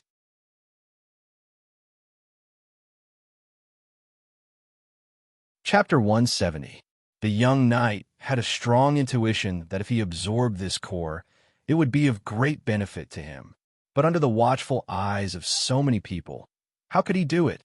No one dared to touch the divine artifacts on the lower two floors, such as the golden coffin and the fairy tale of the mermaid. Who knew what kind of defensive measures the warlords would set up on the more important third floor? Jinjin could only quietly endure. Is there no key item to control the alchemy factory on this floor? Heywan was a little anxious. There must be one on the fourth floor. ZD said. Everyone went around the core and climbed the stairs. Soon, the scout at the front said, "The fourth floor is empty. There is nothing." "How is that possible? What is this situation? Our God, what should we do?" Everyone quickly climbed to the fourth floor. Sure enough, it was empty, and they were a little flustered. "Damn it, if we can't find a way to control it, it will be difficult for us to use the array here to escape. Even if there are more divine artifacts, what's the use? If the island collapses, we will all die here. No, once Yinshan escapes, he will definitely crush us like ants." Many people held their heads, their faces full of despair. "We still have time." Baya comforted them. "Isn't this the center?" Song Su frowned, looking puzzled. The warlords retreated in defeat and chose this place. The possibility of this being the center is very high. But why is there no item to control the factory? Could it be on the warlords? Maybe there are other wizard towers in this factory. While everyone was guessing, SCA's face suddenly changed. He suddenly revealed a look of surprise. "Wait, it's here. This is the center." Everyone's eyes were immediately attracted. This wizard tower, no, to be precise, this floor is the key to controlling the alchemy factory, SCA said as he poured the divine power in his body into the wall. He had been doing this for a while. There was no response before, but now there was finally an effect. Everyone saw the divine power shining with a white brilliance, surging out from SCA's hands and flowing on the wall of the fourth floor. Wherever the divine power flowed, it formed straight or curved paths and runes. These runes and lines were closely arranged, and as the divine power lit up, a small part of the array gradually appeared in everyone's eyes. Amazing, truly amazing. The joy on Scab's face grew thicker and thicker. With the erosion of divine power, his understanding of the mage tower increased rapidly. As expected of a ward dealer, he's definitely the pinnacle of alchemy in the world. After that, Scab's expression changed slightly, and he said with lingering fear, "Fortunately, the tower genie's condition is extremely poor. If it was still in good condition, we would have been annihilated on the first floor. Like I said, everyone, this is the gift that fate has given us." Everyone was overjoyed. Awesome, as expected of Lord Scab. At this rate, we will be able to control the entire alchemy factory. Quick, take a look. Is there anything that can help us escape? While everyone was talking, the pagoda spirit's voice suddenly sounded again. "Warning! Warning! The alchemy central tower has been invaded. An intruder has appeared on the fourth floor of the central control tower. Carry out immediate elimination. No central tower guards detected. Awaken elemental warriors. No signs of life from elemental warriors. Release poison. No response from the control valve. Summon the magic statues outside the tower. Communication has been disrupted. Unable to contact. Emergency termination of the cultivation process. Awakening of the magic beasts. Awakening successful. The pagoda spirit's words made everyone's hearts go up and down. In the end, everyone's expression changed greatly. Roar. Across the central tower, everyone could hear the loud and violent roars of beasts. After a few breaths, the beasts' roars became denser and denser. Countless roars intertwined, forming a sound wave like a tsunami. Scab's face turned pale. It's the coffins outside the tower. The complete coffins have been opened. A large number of magic beasts are attacking here. We have to stop them. Buy me some time. As long as my divine power completely soaks this place, the pagoda spirit will be helpless against us. Everyone knew that it was the most critical moment, and they all rushed down to the first floor. The door of the first floor had already disappeared. 30% of it was destroyed, forming a huge hole. Crocodile head hammertail centipede, monkey tail brown bear, blue dog foxwolf, strong white rhinoceros, spear scorpion, and so on. They were like a tide, violently rushing over. The extremely violent aura made everyone feel an enormous pressure. Shoot! Hay-Wan commanded loudly, his voice trembling. 1 round of arrow rain, 2 rounds of arrow rain, 3 rounds of arrow rain. Although the survivors were few in number and formed a thin curtain of arrows, they were all using alchemy arrowheads at the moment. These arrowheads were either exploding, burning, emitting frost, or shooting thunder. The power was extraordinary, causing great damage to the magic beasts. However, these magic beasts were in a very violent state. Their eyes were bloodshot, perhaps because the cultivation process was interrupted. Even if they were not attacked, blood would still flow out from the pores of their bodies. The pagoda spirit seemed to have completely stimulated their vitality, erupting without caring about the consequences. The magic beasts stepped over and trampled each other's corpses, rushing to the front of the survivors. Divine art, sanctuary shield. A pure white light suddenly flowed along the wall of the central tower from the 4th floor, falling on everyone's body. This divine art came at the right time. The big guy, Zongu, and the others were at the front of the hole, relying on the light shield on their bodies to stabilize the front line. Hold on, I can now use the central tower to transmit my divine power at will. Scab's shout came down from the 4th floor. Zhenjin had already transformed into a golden scorpion armor, holding 2 spider blades in his hands, Shun's favored form. A sword flashed, and the monkey-tail brown bear's head was directly cut off by Zhenjin's blade. Blood splattered, blocking Zhenjin's eyes. Suddenly, a huge crocodile head rushed out from the splattered blood. Zhenjin did not have time to dodge, nor could he dodge. His companions were behind him, so he could only take the blow. With a muffled bang, he was knocked back and directly smashed into one of his companions, almost breaking his ribs. I can't hold on anymore. Zongu gritted his teeth. Quickly retreat to the 2nd floor. A human's physical strength was limited and could not be compared to magic beasts. This confrontation between humans and beasts was too intense. After fighting for a short while, Zongu was already unable to bear it, and the bone hammer in his hand became very heavy. Sir Scab, did you succeed? We can't hold on anymore. Someone shouted. Wait a moment. I have successfully occupied the 1st floor's array. Scab's voice came immediately.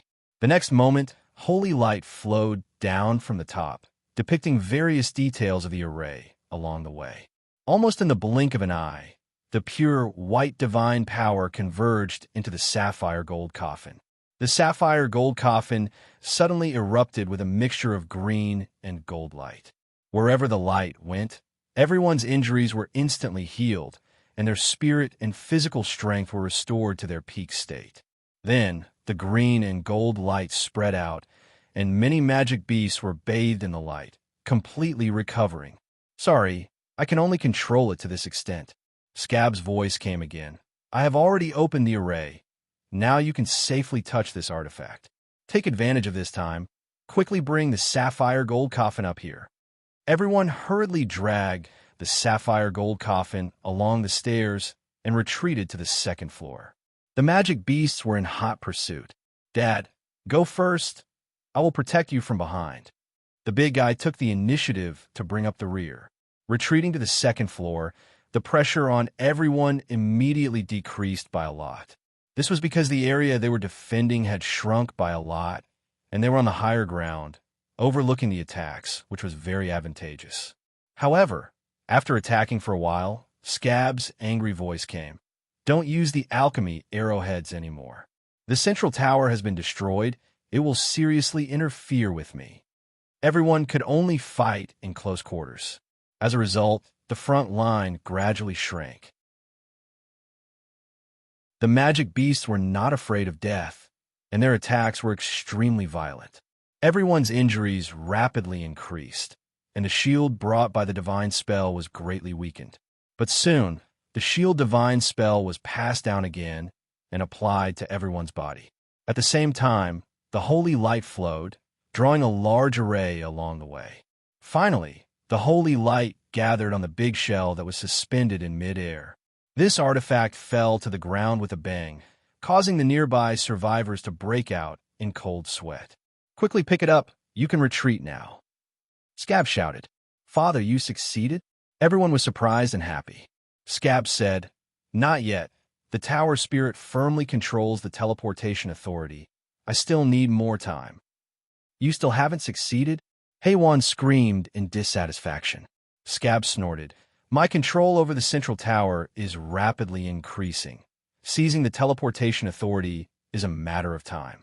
Without my help, how could you possibly come into contact with these two artifacts? Don't care about these artifacts. They are useless to us. Someone retorted loudly. No, these are the gifts of fate. Do you know how much merit you will get if you give them to the upper echelons of the Empire? You can't imagine. Scab roared. The fierce battle continued, and the casualties of the survivors gradually increased. The huge crocodile head bit a survivor's arm, fiercely dragging him back. Save me! The survivor shouted in horror. Zongu hurriedly grabbed his other arm, but the strength of the crocodile head hammertail centipede was terrifying. If not for Zongu immediately letting go, he would have been dragged over as well. The survivors' bodies were immediately submerged in the tide of beasts, almost instantly eaten up by a few magic beasts. Two survivors staggered back. One of them had lost his left arm, cut off by the spider's blade. The other covered a hole in his abdomen. The intestines near the wound had been roasted by the brown bear's claws. There was a gap in the front line, and Jin Jun hurriedly filled it. He was bathed in blood. Several times, he ignored his own body and fought for the opportunity to attack at the risk of being injured. He killed several demonic beasts and barely stabilized the front line. Retreat to the third floor, retreat quickly. A survivor broke down and fled, wanting to be the first to reach the third floor. But at this moment, a bolt of lightning struck down from the tower, killing the deserter on the spot. Then, the sound of crackling continued, and the dense lightning struck down one after another, turning the magic beasts in the tower into charcoal. After that, the lightning quickly spread outside the central tower, killing the remaining magic beasts. Zhenjin and the rest did not suffer from the lightning attack. Victory came too suddenly, and everyone was stunned in place.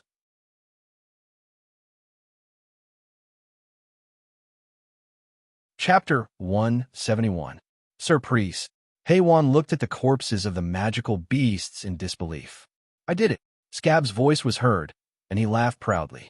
I controlled the central tower's control over the entire island's weather, and this is just a small part of it. Sir Scab, you're the best. We're safe. Some people sat on the ground paralyzed. We won. More people cheered. However, just as the cheers started, a huge pressure was generated and the space was distorted. The teleportation happened. The scale was far greater than before, and a large number of man-made magical beasts filled the central space in an instant, tightly surrounding the central tower. Roar! The next moment, countless magical beasts attacked again. Everyone turned pale with fright. Scab's angry voice was heard. It's the tower's spirit. It controls the teleportation authority, and it teleported all the man-made magical beasts on the ground here. Quickly use lightning, someone shouted. There was no need for others to remind him. Scab was already doing it. The lightning exploded, causing huge casualties to the magical beast army once again. However, the number of magical beasts killed by the lightning would be correspondingly teleported in, continuing to attack the central tower. The scale of the lightning was quickly reduced. Sir, what's going on? Everyone was bewildered. We can't, if this goes on, the mana pool will dry up completely. Whether it's lightning or teleportation, they all share the same mana pool. Without mana, we can't open and maintain the teleportation door. Don't forget, we still have to bring back these artifacts, and the teleportation will consume a huge amount of mana. Whether it was divine arts or spells, they all had teleportation. However, Scab's teleportation divine arts couldn't even save himself. The teleportation distance was too short. The survivors had to use the teleportation door in the alchemy factory. The teleportation door here was much more powerful than Scab's teleportation divine arts. Even the personal teleportation of the war traffickers couldn't compare to this teleportation door. However, the teleportation door required mana to activate, and each teleportation would consume a corresponding amount of mana according to the number of people, life level, items, and the level of the items. The more people, the higher the life level, the more items, and the higher the level of the items, the more mana the teleportation would consume. To take away the two artifacts, the golden sapphire coffin and the fairy tale of the mermaid, the mana consumption was very terrifying. Even at this time, you're still thinking about the artifacts. Then what do we do? Once again, everyone fell into a predicament. Although there was lightning, they could not destroy the magical beast army. This was because the tower spirit would be able to teleport in as many as it destroyed. Who knew how many man-made magical beasts were living on the island? And once the mana reserves in the mana pool were exhausted, everyone's fate would be worrying. Only the tower spirit wasn't afraid. In other words, it didn't have any survival instincts. The area covered by the lightning quickly shrunk and finally dissipated. Without the lightning attacks, the magical beast army rolled in and immediately covered the area around the central tower that had been cleared, and then rushed in. Scab yelled, "From now on, unless it is absolutely necessary, I will not release any more lightning. I will do my best to fight against the tower spirit and wrest the teleportation authority from its hands. Next, all of you must fight with all your might and block these magical beasts." Scab was deliberately controlling the scale of the battle. He couldn't let too many magic beasts die because the tower spirit would teleport more magic beasts in. This kind of teleportation consumed magic power. The pagoda spirit had no scruples. It only wanted to kill these intruders. However, the survivors wanted to escape, so they had to conserve their mana. Everyone rushed down to the first level and formed the first line of defense. Melee combat. The big guy, Junjin, Zonggu, and the others had been at the forefront. Scab's holy light also sprinkled down, protecting and blessing everyone. Unlike the previous battles, this time, Junjin and the others tried to only injure these magical beasts. The difficulty of the battle was at least twice as high as before. The alchemy arrowheads, which were extremely lethal, could hardly be used. Most people's physical fitness, strength, defense, and so on were not comparable to the magical beasts. Fortunately, with the help of holy spells, everyone had the capital to persist in the battle.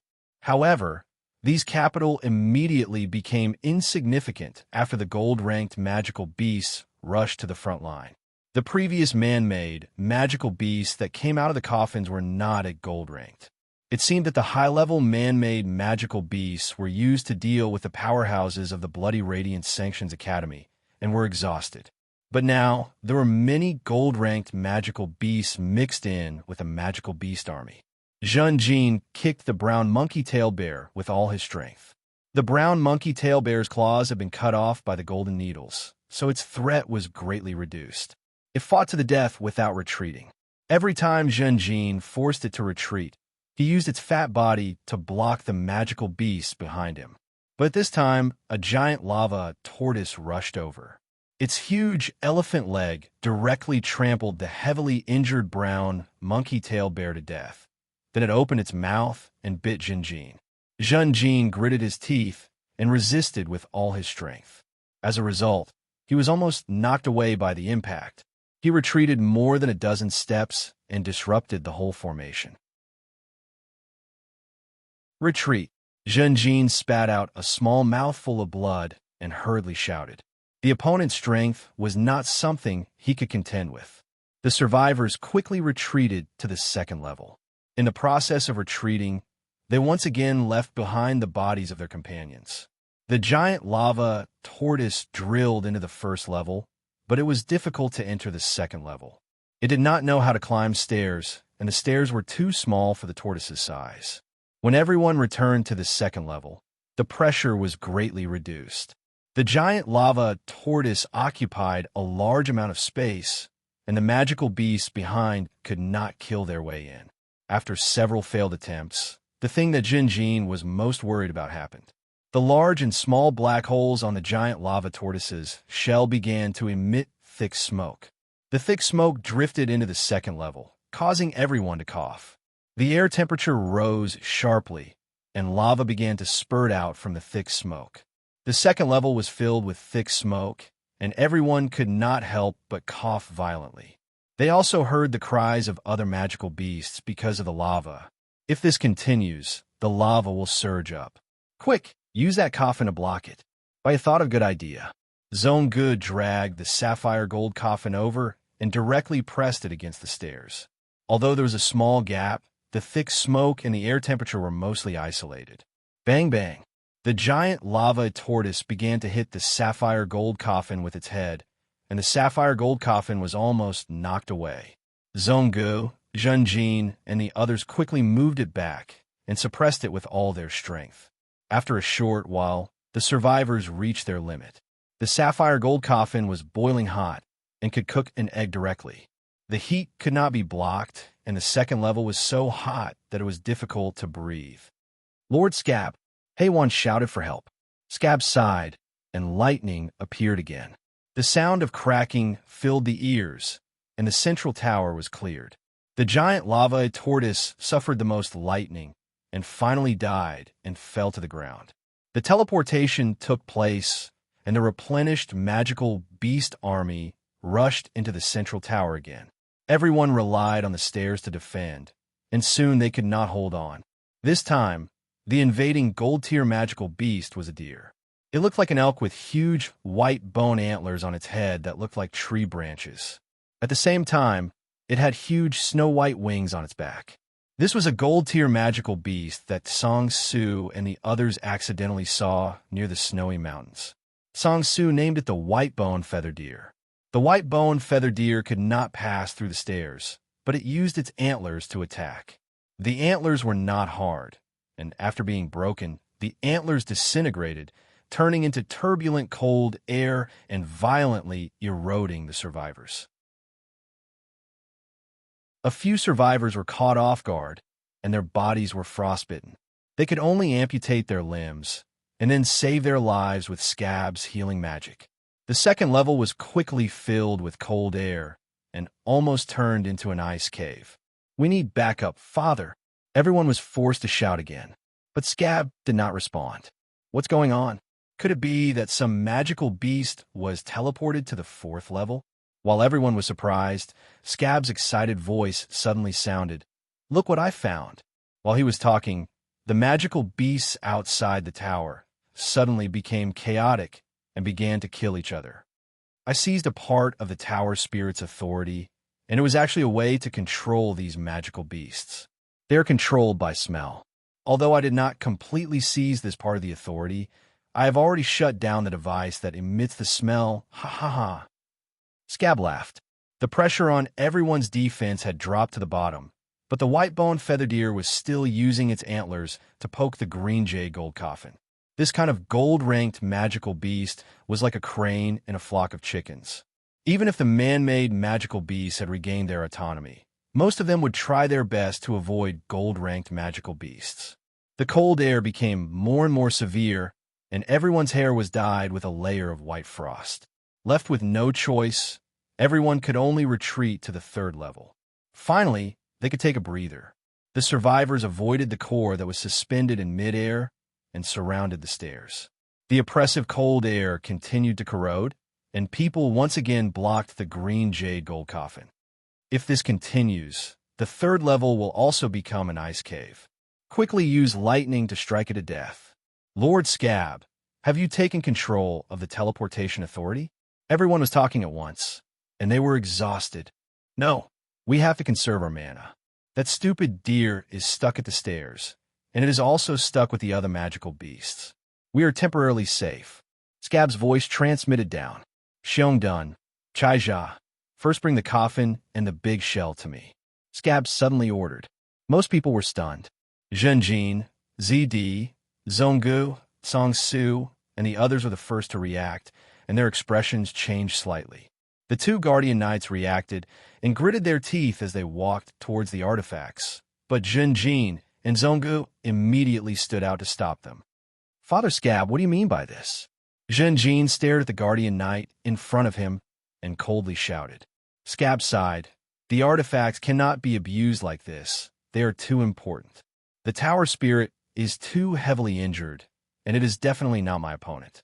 I am about to succeed. After the teleportation gate is formed, we will first send these two artifacts out. This suggestion was rejected by Zhenjin. No, send the people first, then the artifacts.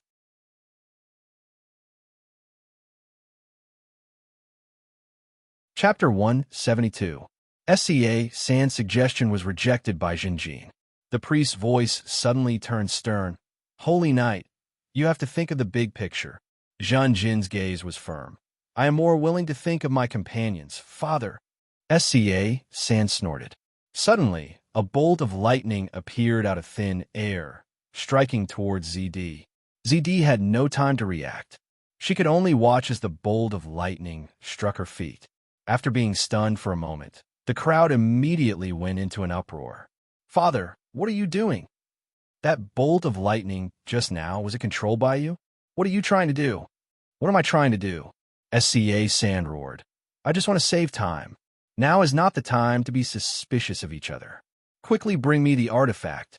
Otherwise, the next bolt of lightning will not be so casual. Xiongdun, Chaizhong, how long are you Guardian Knights going to dawdle? Quickly bring me the artifact. This is an order. Don't worry, they will not stop you, because this holy knight only wants to think of his companions. At the end, SCA Sand's tone was obviously mocking. Xiongdun, Chaizhong, and the others took a step forward and looked at Zhenjin. We are very sorry, sir. Zhenjin clenched his teeth tightly. He and the Guardian Knights were in a deadlock for a few breaths. Finally, he took a step back and gave way. Under everyone's gaze, the four Guardian Knights lifted the green jade gold coffin and brought the fairy tale of the mermaid to the fourth floor. Sir SCA Sand. The four Guardian Knights' hearts jumped, revealing a shocked expression. When they saw SCA Sand again, they found that the priest had changed beyond recognition. Originally, SCA Sand was hale and hearty and was in the prime of his life. But now he was haggard and skinny. His brows were deeply wrinkled, his expression was distorted, and the veins on his forehead were bulging. SCA Sand looked at the four of them and laughed bitterly. He used a volume that only the four of them could hear and said, Do you think there is no price to pay for occupying this central tower? At the end of the day, I'm just a silver-ranked priest, and this is the headquarters of a legendary ranked alchemist. Priests, pastors, and devout believers would all receive more or less divine power because of their faith. Under normal circumstances, Scab's body would always contain divine power and receive constant nourishment from it.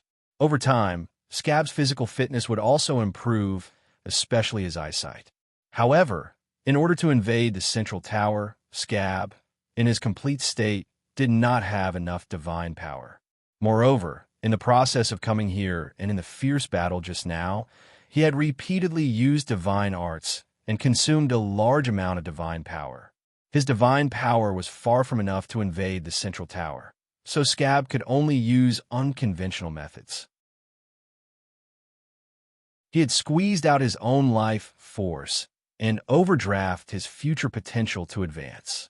Only then could he burst forth with divine power that was far beyond ordinary. Sir Scab, the hearts of the Guardian Knights trembled. Their voices were choked with emotion. They understood how great Scab's sacrifice was. "It's all right," Scab smiled. "As long as we offer these two divine artifacts and inform the upper echelons of the situation here, the merit and rewards we will receive will far exceed our efforts. At that time, I might even become a cardinal, and all of you are no longer just knights in charge of protecting the priest. Sir, when can we leave this place? We are about to succeed. The tower genie has been severely injured and is retreating. We will be able to open the portal soon." Scab's eyes flashed as he said this. He was very confident. Roar! A brown bear with a monkey tail attempted to rush to the third floor. The huge white bone-feather deer was stuck at the staircase between the first and second floor, but the brown bear and the other man-made magic beasts were not in this category. Zongu waved his bone hammer and repelled the brown bear. The brown bear was quickly bitten by the alligator head hammertail behind it, dragged down, and began to devour it. A few bat monkeys were about to join forces and rush over, but they were sprayed with acid and fell down one after another. The green lizards that sprayed acid were quickly trampled by the white rhinoceroses that rushed over and fled in panic. The second floor was a mess. Without a unified scent to guide them, these man-made magic beasts killed each other. The survivors stationed on the third floor were under a lot of pressure. However, the irony was that Zongu thought that this kind of pressure would be better. "The situation is not good, Junjin. Scab is controlling the central tower. The key is that we don't know what his progress is." Zongu took advantage of the gap and said to Jinjin. Jinjin frowned and sighed deeply. "What else can we do? We don't have divine power. The only one who can invade the central tower is Scab. He can also control lightning. Don't worry, he is the priest of the Shengming Emperor. Divine arts cannot be faked." Zongu saw Jinjin's response and could not help but be stunned. His mood immediately became worse. The half-beast man's heart sank, and he suddenly understood. Not good. Jinjin is brave and just, but too kind. This was his strength and also his weakness. Now, Scab had seen through it and grasped it tightly. Jinjin wants to protect the others, especially his fiancée. He is too young. There's another point. Jinjin is a holy knight, and Scab is a Shengming priest. The two of them have a close relationship. Therefore, even if the priest deliberately used lightning to threaten Jinjin, Jinjin still believes that the priest will not harm him. The holy knights were the armed forces of the Shengming Emperor. The priests and priests were also the civil servants of the Shengming Emperor. These two were of the same system and had the same belief. If the two of them killed each other, it would definitely cause the dissatisfaction of the gods. Jinjin made a move against Scab. The situation was serious. He would be stripped of his status as a holy knight and would be wanted. On the other hand, if Scab was unfavorable to Jinjin, his teaching position would be reduced or completely returned to zero. He would even be labeled as a traitor. Therefore, Sea San's lightning did not strike the golden needle, but chose to strike the purple stem instead. However, it did not really strike ZD. It was just a warning. Zhongji's eyes were filled with gloominess. He secretly analyzed the situation. The current situation is not good. Only Scab can invade the central control. Now, he has been in action for a long time and controls most of the central tower. He can launch lightning and firmly occupies the initiative. I have no way to judge how much of what he said is true or false. I am afraid there is the danger of the mana pool drying up, but it is also very possible that he can already open the portal. It's really too bad to send these two divine artifacts up. We have lost an important bargaining chip to clamp down on Scab. But if we don't send them, I am afraid we will be struck to death by lightning. Listening to his voice, This priest's mind is full of merit and merit. Obviously, in his heart, artifacts are more important than people. Zhenjin is a holy knight and will not have this kind of worry. But our identities will not be in Scab's eyes. If so, we are in danger. And now, the only things that can make Scab apprehensive are these man-made magical beasts in front of us. Damn it. Before, I couldn't wait for these man-made magical beasts to die, but now I need them to show a stronger offensive to ensure my safety? How ironic. Zonga was a tough guy. He understood the principle of not being merciful and also understood the benefits of raising bandits for one's own sake. As for Zhenjin, he was disappointed but also understood. After all, ZD was the young knight's fiancée. What should we do? What a headache. Zonga was not good at dealing with this kind of thing. Although his father was in a high position, he was an illegitimate child. In his childhood, he only received guidance in martial arts and did not receive any training in strategy. Otherwise, after joining the army, he would not have had the most outstanding achievements, but still be excluded by his colleagues. More or less, the others also had the same thoughts as Zonga. Scab's threat and the lightning that fell at ZD's feet made everyone's heart tremble. They were bewildered. Seeing that Zhenjin was forced into a corner, the morale of the people quickly declined. Therefore, although the magical beasts were killing each other, under the attacks of the magical beasts from time to time, the survivors' line of defense was obviously unstable. There was a frightening wavering. Hold on for me. Scab was keenly aware of this situation. In fact, he was already prepared for it. He continued to shout, "As long as we survive the last crisis, we can all be saved. Just based on the merits in your hands, it is enough for you to start afresh. Zhenjin, don't forget, I am your examiner. Just like I said before, our contribution right now is not just a mere White Sand City Lord's position. Muban, you have stolen a large number of bow and crossbow blueprint from the guild. With this merit, you can return to the guild and even become the branch president. Song Su, you may not know, but the internal strife of the Sand Tower family has been quelled. Although you were betrayed by your son, because he was in the same faction, he has been implicated and imprisoned. The Sand Tower family is setting things right. You have this merit, and in the future, with my guarantee, the Sand Tower family will revoke your arrest warrant and admit your mistake. You can return to being a scholar. ZD, your Wisteria Chamber of Commerce, and Zhenjin's family have formed an alliance, but you are still in trouble. After this battle, I will pull the bridge for you and let a part of the Shengming parish become your trading partner. You should understand how important this is to the Chamber of Commerce. Sandao, you do pay attention to integrity.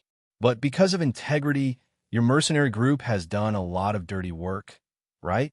Although it has been disbanded, I can find a position for you people to settle down in, such as a city guard.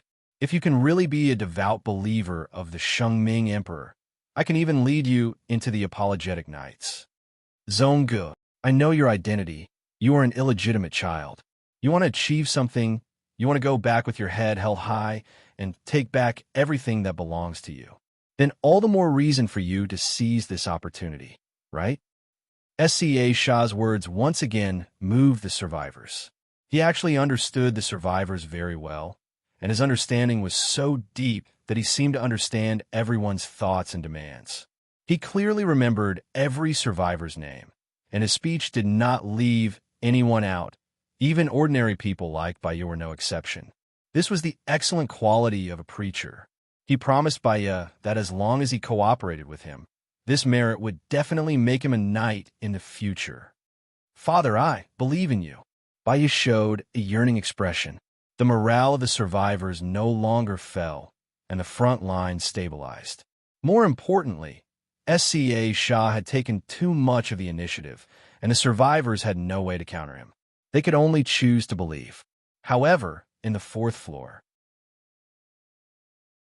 after SCA Shah's encouraging speech, he coldly snorted, his face full of disgust and disdain. A group of scum. How dare you share this merit with us? I'll let you die here to atone for your sins. Father, there are Templar Knights among them. We're all on the same boat. After all, we've been supporting each other all this time. A few of the Guardian Knights showed unbearable expressions. SCA Shah coldly snorted. Of course I'll save the holy knights, but I can't take the others. The more I invade the central tower, the more information I'll get. From the records of the past warlords, with my current magic power, it's already very difficult to transport 2 artifacts. I can only take a few people. Do you want companions? Or do you want merit? SCA Shah's gaze was sharp, and he glanced around. The Guardian Knights all lowered their heads, not daring to look at the priest. SCA Shah smiled proudly, but at this moment, another gold-ranked beast rushed over. Its body was not big, but it was actually a gold-ranked bat monkey. Everyone was no match for it, and the front line was about to collapse. Damn it, I still have to unlock the 3rd floor's array and take out that strange blood ball. SCA Shah was anxious and hurriedly shouted to the next floor, Junjin, quickly go up, use all your strength. I know your concerns, but these are not important. Don't worry, I'm here. I'll purify everything for you. Junjin's expression changed greatly. At this moment, Junjin was already in the state of a divine knight. SCA Shah's meaning was undoubtedly to let Junjin completely change. He seemed to have seen through Junjin's biggest secret. Junjin hesitated for a moment, but still gritted his teeth and charged forward. But the direction he charged towards was not the golden bat monkey, but the stairs of the 4th floor. Stop! Junjin, what are you trying to do? If you don't stop, you'll have to bear the consequences. Junjin turned a deaf ear, and his speed became faster and faster. Everyone was stunned. They did not expect Junjin to be so reckless. But in the next moment, everyone was even more frightened. A few bolts of lightning struck Junjin, and the young knight was killed on the spot. No! Stunned for a moment, ZD immediately let out a shrill scream and ran towards Junjin's body, but she was caught by Heiwan. It's too dangerous. Heiwan shouted, President ZD, please calm down. Dad! The big guy roared, reacted, and rushed towards Junjin's body. The big guy ran with all his strength and directly knelt on the ground, ignoring the fierce friction between his knees and the tiles. He carefully turned over Junjin's body. Junjin's surface was pitch black, and there was no sign of life. Dad, wake up, wake up. The big guy's eyes were red, and tears poured out like a spring. But it was obvious that Junjin was dead. Everyone felt that his life force was gone. After all, in this environment where magic was forbidden, how could the human body withstand the attack of lightning? Even those man-made magical beasts were destroyed by the lightning. No, this can't be real. Lord Junjin is dead. Is Scab crazy? He actually killed a Templar Knight. Even if he has great merits, just based on this, he won't be able to make a comeback. Zhonggu and the rest resisted the golden bat monkeys with difficulty and were defeated one by one. They could not believe what was happening in front of them. Murderer! Murderer! Father's murderer! I'll kill you! The big guy roared, his expression ferocious, and rushed towards the stairs leading to the 4th level. Don't go! ZD screamed, but it was too late. The next moment, a few more bolts of lightning struck the big guy, and he fell to the ground. His whole body twitched, and he foamed at the mouth, unable to move.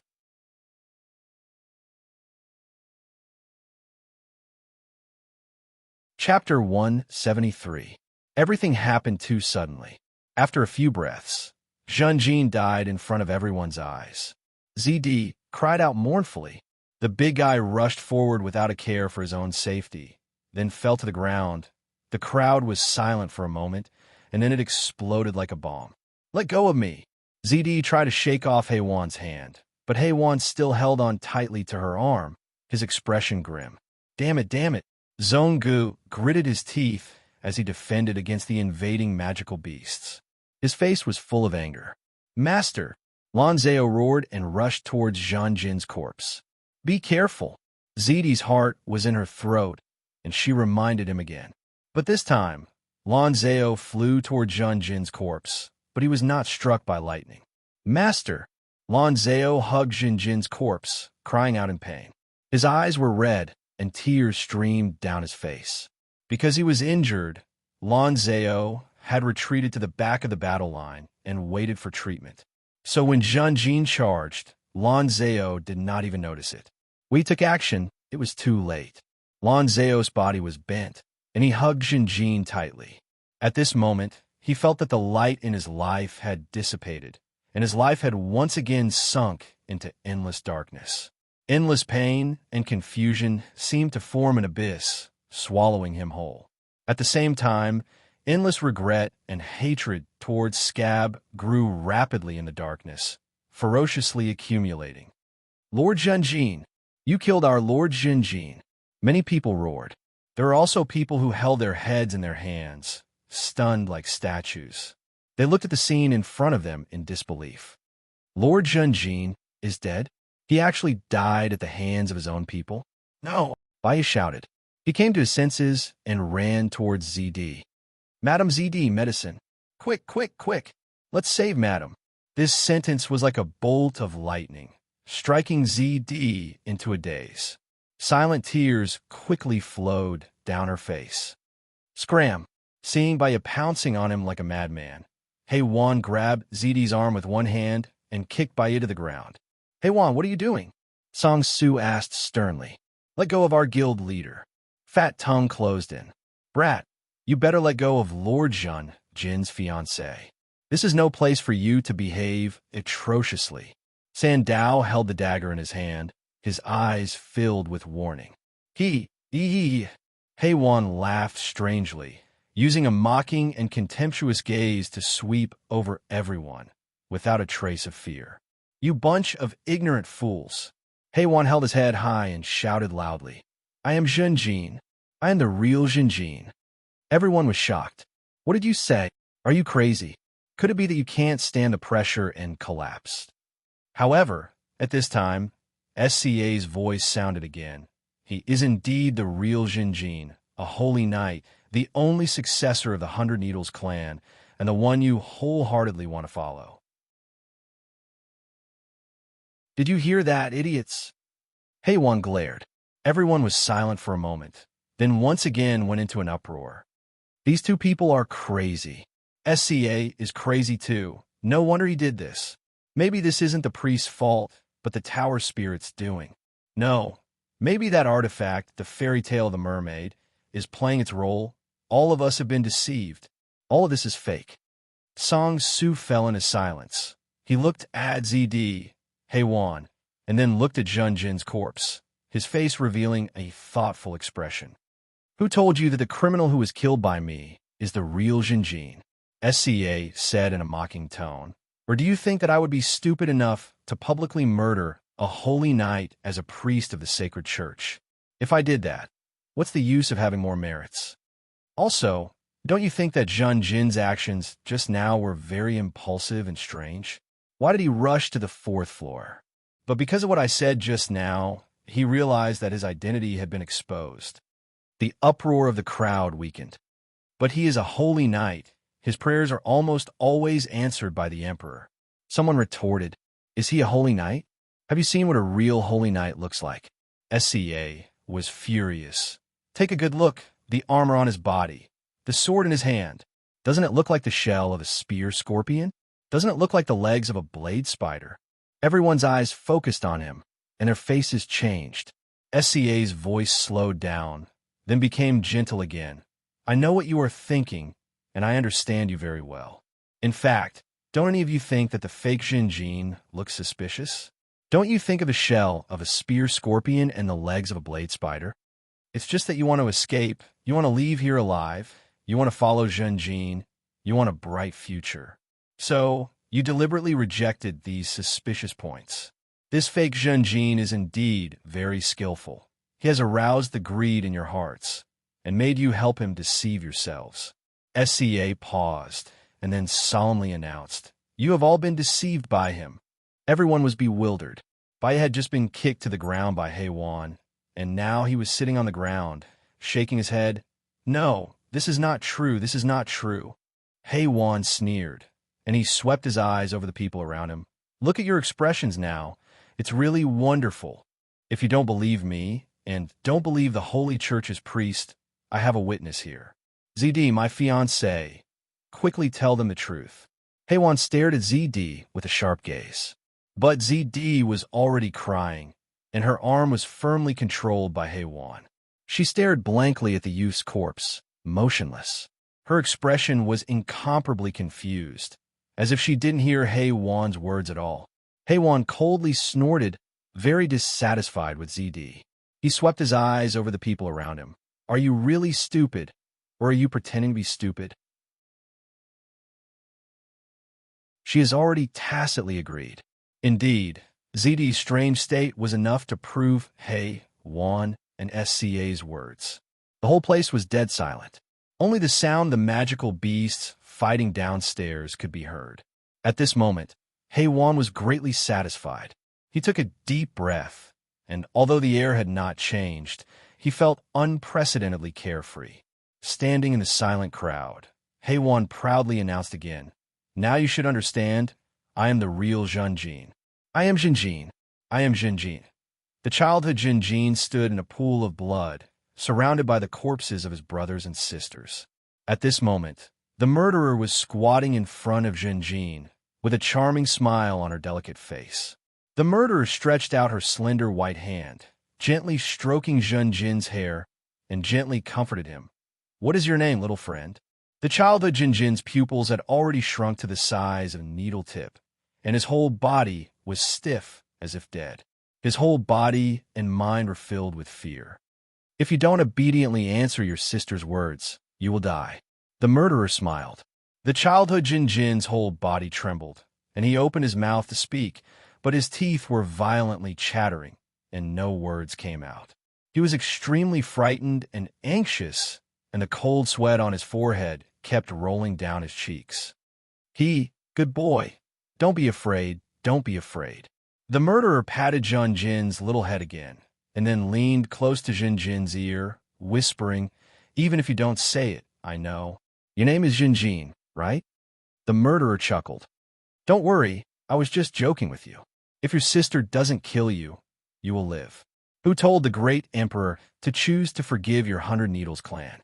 According to my sister's wishes, your decaying, betraying, and surrendering southern aristocrats should be completely exterminated." Gee, what a pity. However, although the 100 Needles clan survived, it was almost the same as being exterminated. The great emperor only allowed the 100 Needles clan to have one successor. Do you know why your sister chose you? Because you are too timid. Quietly, these brothers and sisters around you, they were very brave, they were full of hatred, they wanted to revitalize the clan, so they died. You have to thank your cowardice and timidity. This is your temperament. You have to keep it well, little friend. Did you hear that? The childhood Zhenjin's whole body trembled again, and he began to madly nod. "Good boy." The murderer smiled and stroked Zhenjin's little head, and stood up, glancing at the corpses all over the ground. Her face revealed the joy and satisfaction after the slaughter. When she saw the childhood Zhenjin nodding madly, she couldn't help but reveal a trace of regret. She turned around and left, leaving the childhood Zhenjin in the same place, like a puppet still madly nodding. In the bright and magnificent white palace, the sunlight shone through the towering 7-colored glass window. A group of teenagers gathered together, including Zhenjin. Zhenjin and the other teenagers swore together, "I swear to respect and love the living God, the great emperor of the empire, the Shengming emperor. I swear to strive to follow the leader's footsteps and bravely move forward. I swear to protect my loved ones and not be afraid of difficulties. I swear to treat my friends sincerely and refuse to be hypocritical. I swear that I will love you till death do us part, and I will never leave you. I swear to bravely fight against violence and be kind to the weak. I swear to maintain justice and fight against all wrongs. From today onwards, I am a holy knight." Awesome. After the oath, the youth Zhenjin was full of excitement. "I became a holy knight. My family will have a backer, and the future will be safe." The sky was gloomy, and it was drizzling. In a spacious training ground, a group of teenagers formed a circle, and Zhenjin was lying on the ground, surrounded by the teenagers. The teenagers looked down at Zhenjin, constantly laughing and ridiculing, their faces full of disdain. The leader of the teenagers was tall and sturdy, with a head of green hair that looked like steel needles, standing upright on his scalp. The green-haired teenager crossed his arms and stepped on Zhenjin's shoulder. Zhenjin, you better remember your 100 Needles clan is just a Viscount, a loser. A guy like you wants to be on equal footing with us? The green-haired teenager suddenly raised his foot and stepped on Zhenjin's head, laughing sinisterly. Today I will teach you a lesson. From today onwards, whenever you see us, no matter where you are in the castle, you better obediently lower your head, make way for us, and shrink to the side. Lower nobles should act like lower nobles. If I see you looking at me, Qing Kuei, on equal footing again, I will cripple you. Do you understand? Qing Kuei let out a low roar and exerted force on his foot, directly crushing Zhenjin's head into the mud. Understood. Cough, cough, cough. Zhenjin made a sound with difficulty, his heart full of fear. Ha ha. Qing Kuei raised his head and laughed complacently, releasing his foot and swaggering away. Before leaving, he left behind a sentence. Of course, Zhenjin, if you're not convinced, you can challenge me at any time. Qing Kuei, will be waiting for you at any time. Cough, cough, cough. Zhenjin struggled to sit up.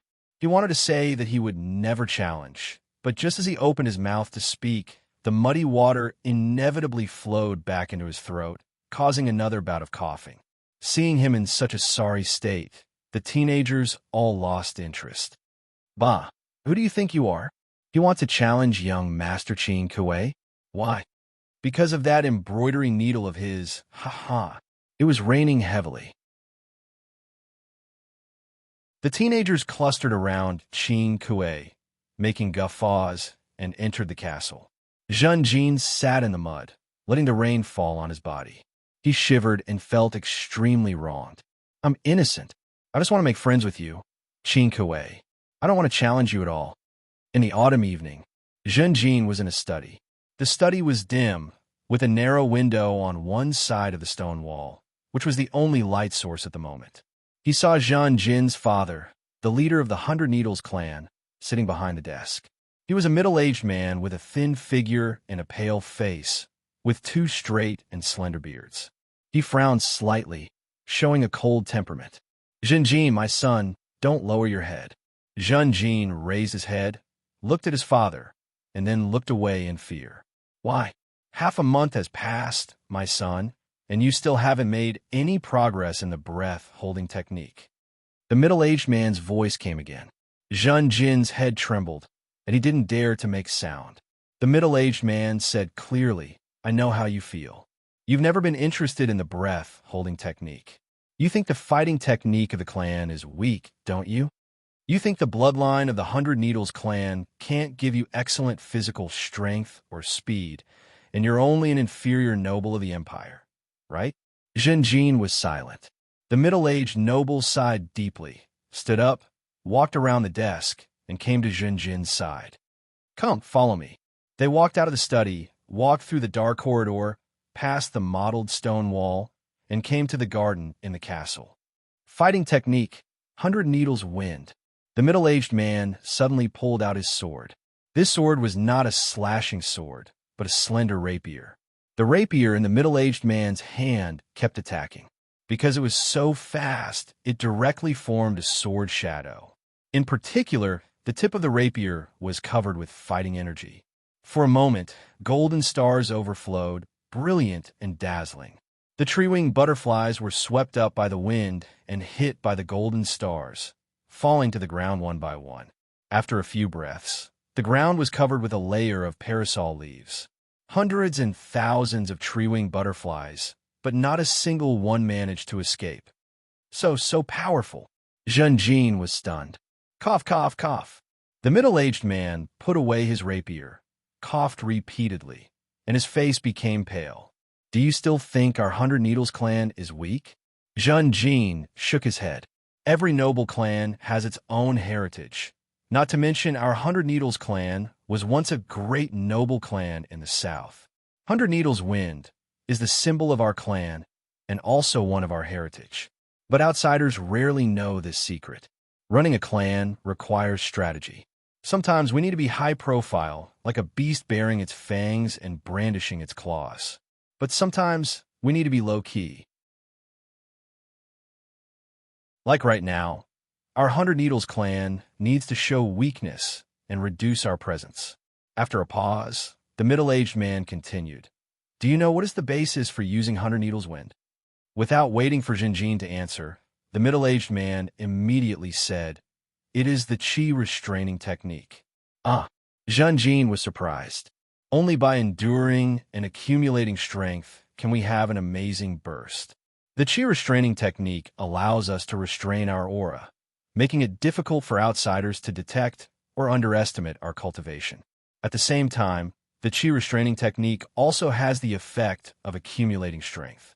Only when the chi restraining technique is cultivated to a profound level can one practice 100 Needles Wind and other techniques. It can be said that the chi restraining technique is the cornerstone of our clan's fighting techniques. Jinjin, you are the heir of our 100 Needles clan. You must practice well. I understand. I will work hard, father. Jinjin's eyes shone with excitement. He found a reason. Yes, I'm only enduring. I am not weak, and I have never been a coward. I am accumulating strength. I am enduring humiliation for the sake of the clan. In an old tavern, the lights were dim and the voices were noisy. We have won. Let's drink up. This was the celebration banquet of the newly formed 5th Temple Knight Regiment. The knights had new wounds on their armor, capes, or even their bodies, but everyone was excited. Jinjin was among them. Commander, tell us about it. I know that you have participated in many battles, such as the attack on Iron Flag Castle, the encirclement of the Blood Knights, and the defense of Griffin Cliff. What do you think was the most difficult battle? Someone asked. The old commander's remaining, I revealed a look of reminiscence under the illumination of the flames. He said, the most difficult battle would be the one 6 years ago in Lupus Valley. I know, it was the Battle of the Frost Knights. Someone said excitedly. There were also many people who looked at Jinjin with sharp gazes. The old commander nodded and continued. Yes, it was in Lupus Valley. Those southern nobles are all treacherous, despicable, and fickle. Our 5th Temple Knight Regiment had been marching for 5 days. After entering Lupus Valley, we were betrayed by our allies. Tens of thousands of Coldwood Knights surrounded us. Our 5th Temple Knight Regiment had just retreated from the front lines. After the first wave of attack, we were caught off guard and lost 30% of our men. There were only 1,000 left, and almost everyone was injured. We lost because the entire 5th Temple Knight Regiment died. Only I was left. It was the Emperor himself who saved my worthless life. He asked me what reward I wanted. I told the Emperor and begged him to give me the designation of the 5th Temple Knight Regiment. I want to build another 5th Temple Knight Regiment. That is why you brats are here. Do you understand? Otherwise, why would the Temple Knight Regiment recruit new members so easily? You little fellows, you've all run into dog's hit luck, but you are still too young. What is that battle? The old commander shook his head and continued drinking without saying anything. He spoke very simply and crudely, but the young Temple Knights in the tavern were excited. They began to talk excitedly. I know, in the battle at Lupus Valley, our 5th Temple Knight Regiment only relied on 1,000 men to wipe out 5,000 of the Frost Knights. We wiped out 3 of their divisions. The Frost Knights had just finished cleaning up the battlefield when they were attacked by the 3rd Temple Knight Regiment. They were all wiped out in Lupus Valley. The Frost Knights were the trump card of the Southern Noble Alliance. This battle has broken the backbone of the Southern Noble Alliance. That's right. This is our Temple Knight Regiment. We are unparalleled. No one can stop us. Even if we are in a desperate situation, we will hold our heads high and face death. That's right. Charge, charge, charge to death. The atmosphere in the tavern became lively again. The young Temple Knights were all flushed, perhaps because of the alcohol or excitement. Only Jinjin sat in the corner. He was silent, no longer in a daze. The glory of victory seemed to have been stripped away from him. No one was willing to sit with him. The arena was filled with people. The duel in the arena was coming to an end. The temple knight Qin Kuei was forced into a desperate situation. His opponent was the Hundred Needles clan leader. Zhen Jin was in the crowd, shouting inwardly, "That's it, father, kill this damn guy. He's the one who's been picking on me in the Temple Knight Regiment. Ever since I joined the 5th Temple Knight Regiment, he's never stopped bullying me." Zhen Jin was surrounded by many of his fellow Temple Knights. They were all familiar faces. "Qin Kuei, if you can't do it, just admit defeat. Your opponent is too strong, and you're still too young. There's no shame in losing. You still have a sister. Qin Kuei, don't be stubborn." The young Templars were all shouting. Qin Kuei's sister was also outside the arena. Her face was pale, without a trace of blood. Her delicate body trembled, like a pitiful flower in a storm. Zhen Jin sneered inwardly. "Qin Kuei's sister? Very good. Qin Kuei is dead, but it's not over yet. Once I get the chance, as his sister, you'll have to atone for your brother's sins." Then it was the last fight. The head of the Hundred Needles clan broke his hand that was holding the sword, and Qin Kuei fainted on the ground. "Father, father," Zhen Jin exclaimed, his voice trembling violently. "Impossible, it's impossible. How could Qin Kuei hurt father?" Zhen Jin couldn't believe the fact in front of him. Kill him, father." Zhen Jin wanted to shout loudly, but he didn't have the courage to do so. At this time, the old commander walked into the arena and announced the end of the duel. No, how could this be? The people around cheered, but Zhen Jin felt as if he had fallen into an ice cave. "Father!" He ran over and supported the head of the Hundred Needles clan. The middle-aged man looked around and took in the surrounding scene. His expression had returned to normal. "My son, raise your head and look at me. Tell me, what are the family rules of our clan? Don't overestimate or underestimate people." Zhen Jin raised his head reluctantly. His voice was choked with sobs, and his heart was trembling. There were only 2 people in the shooting range. "Father, I'm here at your call," Zhen Jin said. The head of the Hundred Needles clan nodded slightly. "It's been a few days since you came back from the capital. I'm here to test whether you've slackened your training in the capital or not. This time, let's compete in archery. If you can beat me, I'll give you the Swift Bee." Zhen Jin's head trembled. He said sadly and hesitantly, "But father, your arm." The head of the Hundred Needles clan didn't care at all. "It's okay. You shoot first." Zhen Jin picked up the longbow and shot an arrow. He was in low spirits and didn't hit the bullseye. It was the head of the Hundred Needles clan's turn. "Watch carefully, my son." The head of the Hundred Needles clan picked out a long white crystal needle with his index and middle fingers and flicked it. Whoosh! Suddenly, a sharp whistling sound that pierced through the air rang in Pin Jin's ears. At the same time, he saw the golden needle streaking through the air, leaving a bright light behind. The ray of light extended in a straight line and hit the target. Then, with a loud explosion, the entire target was blown to smithereens. "This is..." Jin Jun opened his mouth slightly, and his face was full of shock.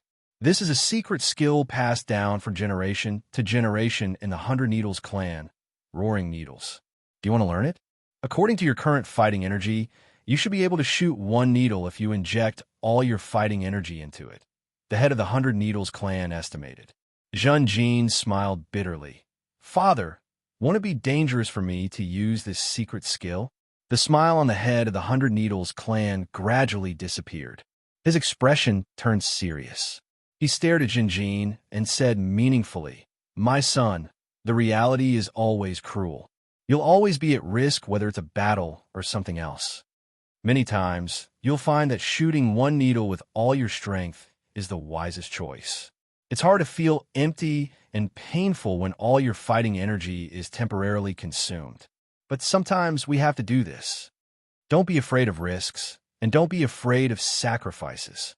Sacrifices? The word alone made Zhen Jin's heart tremble. It was a luxurious and well-decorated room. Famous paintings hung on the walls, and the air was filled with the smell of expensive perfume. The pink and gold curtains were drawn, blocking most of the daytime sunlight, making the whole room dim and ambiguous. The dancer GC was wearing an exotic costume from the northwest of the empire. Her face was covered with a purple veil, which made her beautiful face even more mysterious and seductive. Her figure was slim and enchanting, and she had a curvy figure. The red dance dress, mixed with gold threads, was very short and tight, revealing her slender arms and snow-white navel. When the dance ended, the 3 teenagers in the room were stunned. They all applauded when they realized what was going on. Zhen Jin's main attention was focused on one of the teenagers, who had an unusual identity. Zhen Jin held back his reluctance and asked with a smile, "Dark Spear, didn't you ask me to see GC's dance? What do you think? I can make the decision now and give this Miss GC to you. Tonight, you can use her to warm your bed." Haha. However, amazing. The temptation of beauty is really amazing. This beauty has no value to me. I won't take it. My family's motto is this: hell is at your feet, and the fall is at your feet. Our family's motto reminds us to be vigilant. Desire is the abyss, and if you don't pay attention, you will turn into a demon and no longer be a human. Jinjin, you and I are colleagues. Since you've helped me this time, I'll give you a piece of advice. Your own cultivation is the most important thing, and blindly seeking personal connections will only be a leaf fluttering in the wind. After saying this, Dark Spear ignored Zhen Jin's ugly expression and got up to leave. Damn it, damn it. When there were no outsiders present, Zhen Jin was so angry that he smashed the cups in the room. Look down on me! Look down on me! What? Father, you want me to compete for the position of White Sand City Lord? This won't do. I'm only at the Black Iron level. As a City Lord, I should at least be at the Silver level. Zhen Jin kept shaking his head. The 100 Needles Patriarch snorted. Who told you not to work hard? Look at your colleagues, Qin Kuei and Dark Spear. Which one of them isn't at the Silver level? Zhen Jin lowered his head and muttered, "They all have a strong background and have too many cultivation resources. How can I compare with them?" The 100 Needles Patriarch snorted again. Although our 100 Needles family is lonely, there are many who should support you. This is an opportunity for our family's revitalization. You must seize it, because you're the only heir of the 100 Needles family. I will send elite forces and ask Armtile to lead the team to help you compete for the City Lord position. Zhen Jin suddenly showed joy. Uncle Armtile. In addition, I also got an external aid for you. Congratulations, my son. Not long ago, I chose an excellent fiancée for you. Her name is ZD, the current president of the Wisteria Chamber of Commerce. What? Zhen Jin's joy was gone. Father, she has no noble blood. You want me to marry her? If it was the old Wisteria Chamber of Commerce, there would be room for negotiation. But now the Wisteria Chamber of Commerce. Enough. I called you here to tell you to prepare, not to listen to your complaints. You can leave now. The 100 Needles Patriarch waved his hand. Zhen Jin opened his mouth reluctantly, but in the end, he could only leave because of his father's authority. You are ZD? Zhen Jin slightly raised his head and looked at the purple-eyed girl in front of him. Although his face was expressionless, his heart was stirred by ZD's beauty. What a beauty! Although it's a disgrace to look at her, and I'll even become a laughing stock in the circle. But just this appearance alone seems to be valuable. Lord Jinjin. ZD's face was anxious. I'm sorry for rushing here, but the situation is urgent. The men sent by your family have been completely annihilated. I know. Zhen Jin nodded with a hint of anger. If Uncle Armtile personally led the team, this wouldn't have happened. ZD continued. I'm worried that the other competitors will arrive at Baisha City ahead of time and establish an early advantage. So, I suggest that we pretend to stay where we are while disguising ourselves. We will secretly set out on the Pig's Kiss. Zhen Jin's pupils shrank. He wanted to retreat, but he didn't want to appear weak in front of the beauty in front of him. He could only snort, "This is a good idea, but it's also very risky. I'm only an iron rank cultivator. If I act rashly and get framed, all the plans will be useless." ZD smiled. My lord, please don't worry. I have the means to ensure your safety. First, we will hire a powerful mercenary group to protect our safety. Second, if we act quietly, we may not be discovered. Third, the pig's kiss as the examiner of Baisha City, the priest of the sacred church, Serene Sand. Finally, I strongly suggest that you disguise yourself as an ordinary mercenary and use a substitute as bait in public. Jinjin was attracted by ZD's smile and felt dazzled. He forced himself to frown.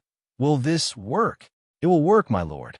The potion we will use this time is a transformation potion personally refined by Duke Amy. After drinking it, people would change their skin color, hair color, or make their nose bridge a little higher, their eyes a little bigger, and so on. Most importantly, its effects are obvious. It's very safe and secretive. If it's a normal spell or magic tool, it will definitely consume magic power, and there will be magic power fluctuations. ZD gently persuaded. This seems like a good idea. Junjin's tone was hesitant. What about my substitute? Trust me, Lord Jinjin. You will see him very soon, and you will be very satisfied.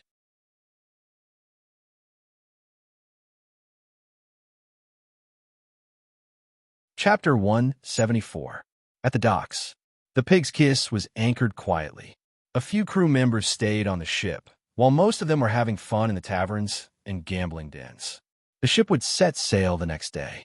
In a warehouse at the docks. It was a sturdy and exquisite wooden box.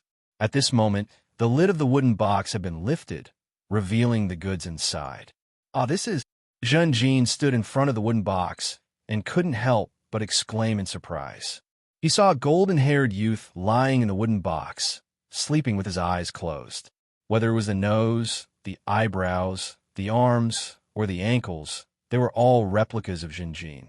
Even the height was the same. My lord, this is the substitute I prepared for you, ZD said with a smile. Unbelievable. It's too unbelievable. How could you find such a perfect substitute? Jinjin exclaimed in surprise. ZD explained, of course it wasn't found. It was modified. He is a were-beast. Were-beast. Junjin's pupils constricted as he thought of the relevant information. These biological weapons seem to be very popular. Especially in recent years, they have been appearing more and more in the battlefields of the various continents. As expected of my lord, you are so knowledgeable, ZD praised softly. The flattery of such a beautiful woman made Jinjun very happy. Junjin faintly grunted, then frowned. But why does he look exactly like me? ZD replied, because this is a creature specially made for you, my lord. Can be customized? Junjin's eyes flashed as he praised inwardly, as expected of the Wisteria Chamber of Commerce, second only to the Great Six. No wonder my father agreed to this marriage. The Wisteria Chamber of Commerce is so large that they have come into contact with many dark corners of the world and hidden dangerous people. Even if they are crippled, they cannot be underestimated. ZD continued. According to our request, the arms dealer customized this were-beast. As you can see, he has the same appearance, height, and other characteristics as you. More importantly, he is a knight just like you, my lord, and cultivates battle chi. His battle chi is already at the silver rank. Jinjun's heart suddenly trembled, and he said, it's not easy to capture a silver knight, a castellan-level figure, right? ZD shook her head and smiled. Our Chamber of Commerce would not do such a dangerous thing.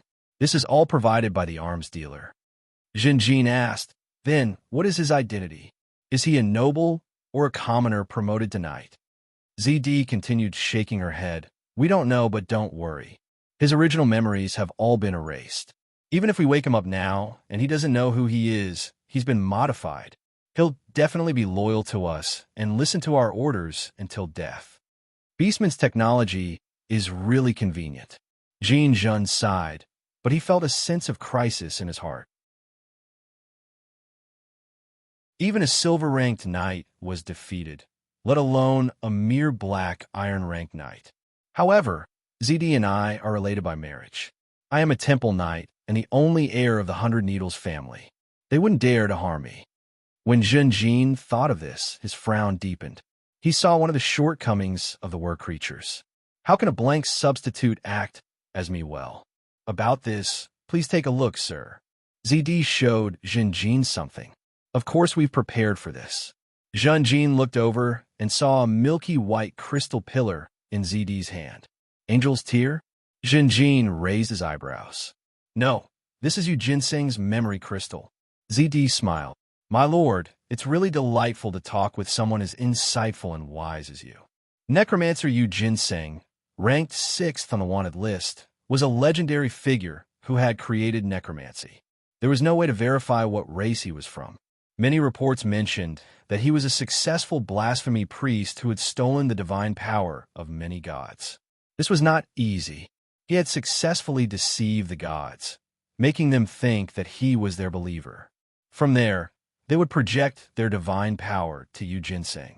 Some powerhouses guessed that it was Yu Jinseng who had stolen the divine power of many gods and conducted private research, which led him to successfully create necromancy.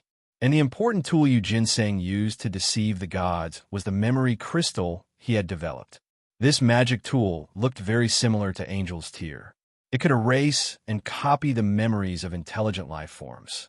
Every time Yu Jinseng changed his identity and believed in another god, he would copy his own memories into the memory crystal and store the fake memories in his own body. This way, he could deceive himself without any flaws and deceive the gods. Wonderful. Zhenjin clapped his hands and laughed. As long as he copies a memory and instills it into this substitute, I will be able to do it. This way, he will be a living copy of me. It's just that Zhenjin thought of something and had new concerns. ZD knew what he was thinking and immediately persuaded him. Sir, you can rest assured that the 100 Needle Clan's secret techniques and the secrets of the Temple Knights will not be leaked. After the memories are instilled, he will only think of himself as Zhenjin. How could he leak these secrets and harm himself? We will strictly control the memory crystal and modify it. We just won't pass on some important memories to him. Only the two of us will be in charge of this memory crystal. I am your fiancé, and I cultivate magic. I won't have any thoughts about these secret techniques. Our interests are the same, Lord Zhenjin. Zhenjin nodded. You are right. In fact, the clan's battle skills and secret techniques have already been leaked.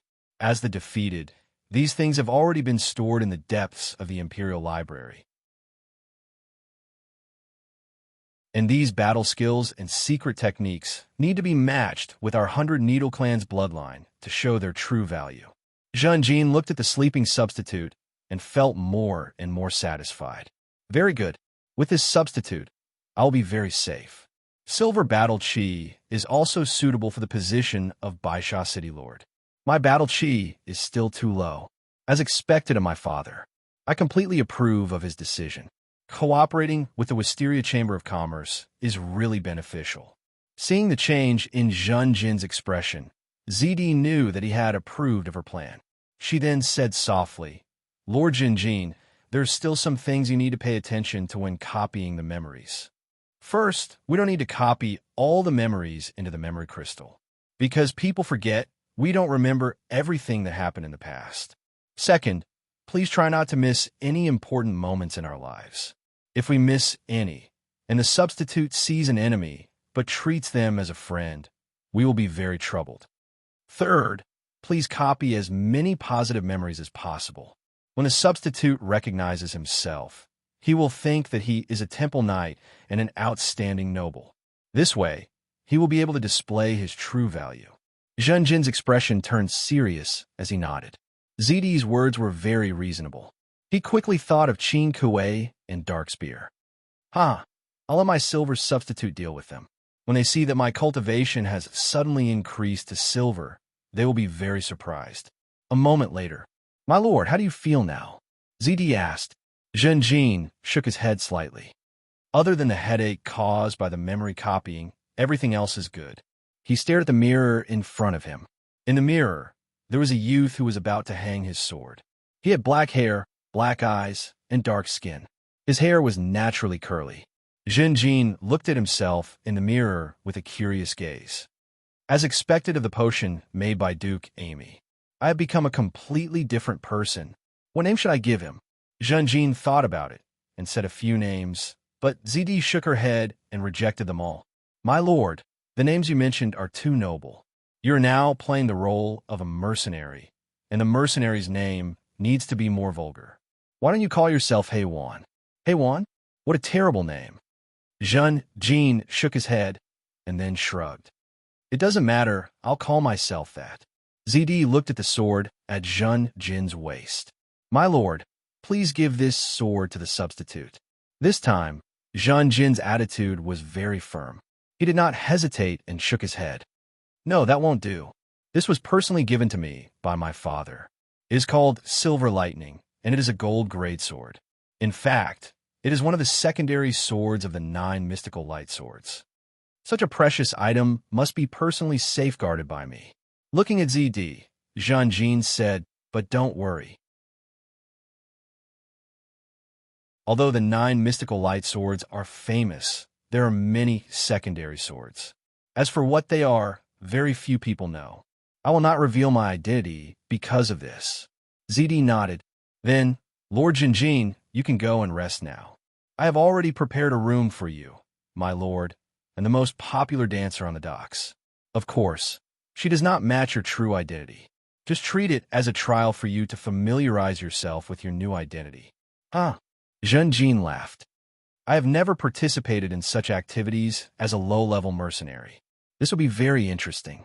ZD, I am very satisfied with all of this. You have done well. I have already acknowledged you. Perhaps in the future, you will be qualified to be my wife. But are you not coming to accompany me tonight? ZD smiled and curtsied. Taking advantage of the moment when she lowered her head, she concealed her disdainful expression. She said softly, I am very sorry, my lord. The Pig's Kiss will set sail tomorrow, but there are still many things to take care of. Ha. Jean laughed. Then go and take care of your business. Continue to work hard. It will not be easy to become a noble's wife with your identity and bloodline. I will remember my lord's words.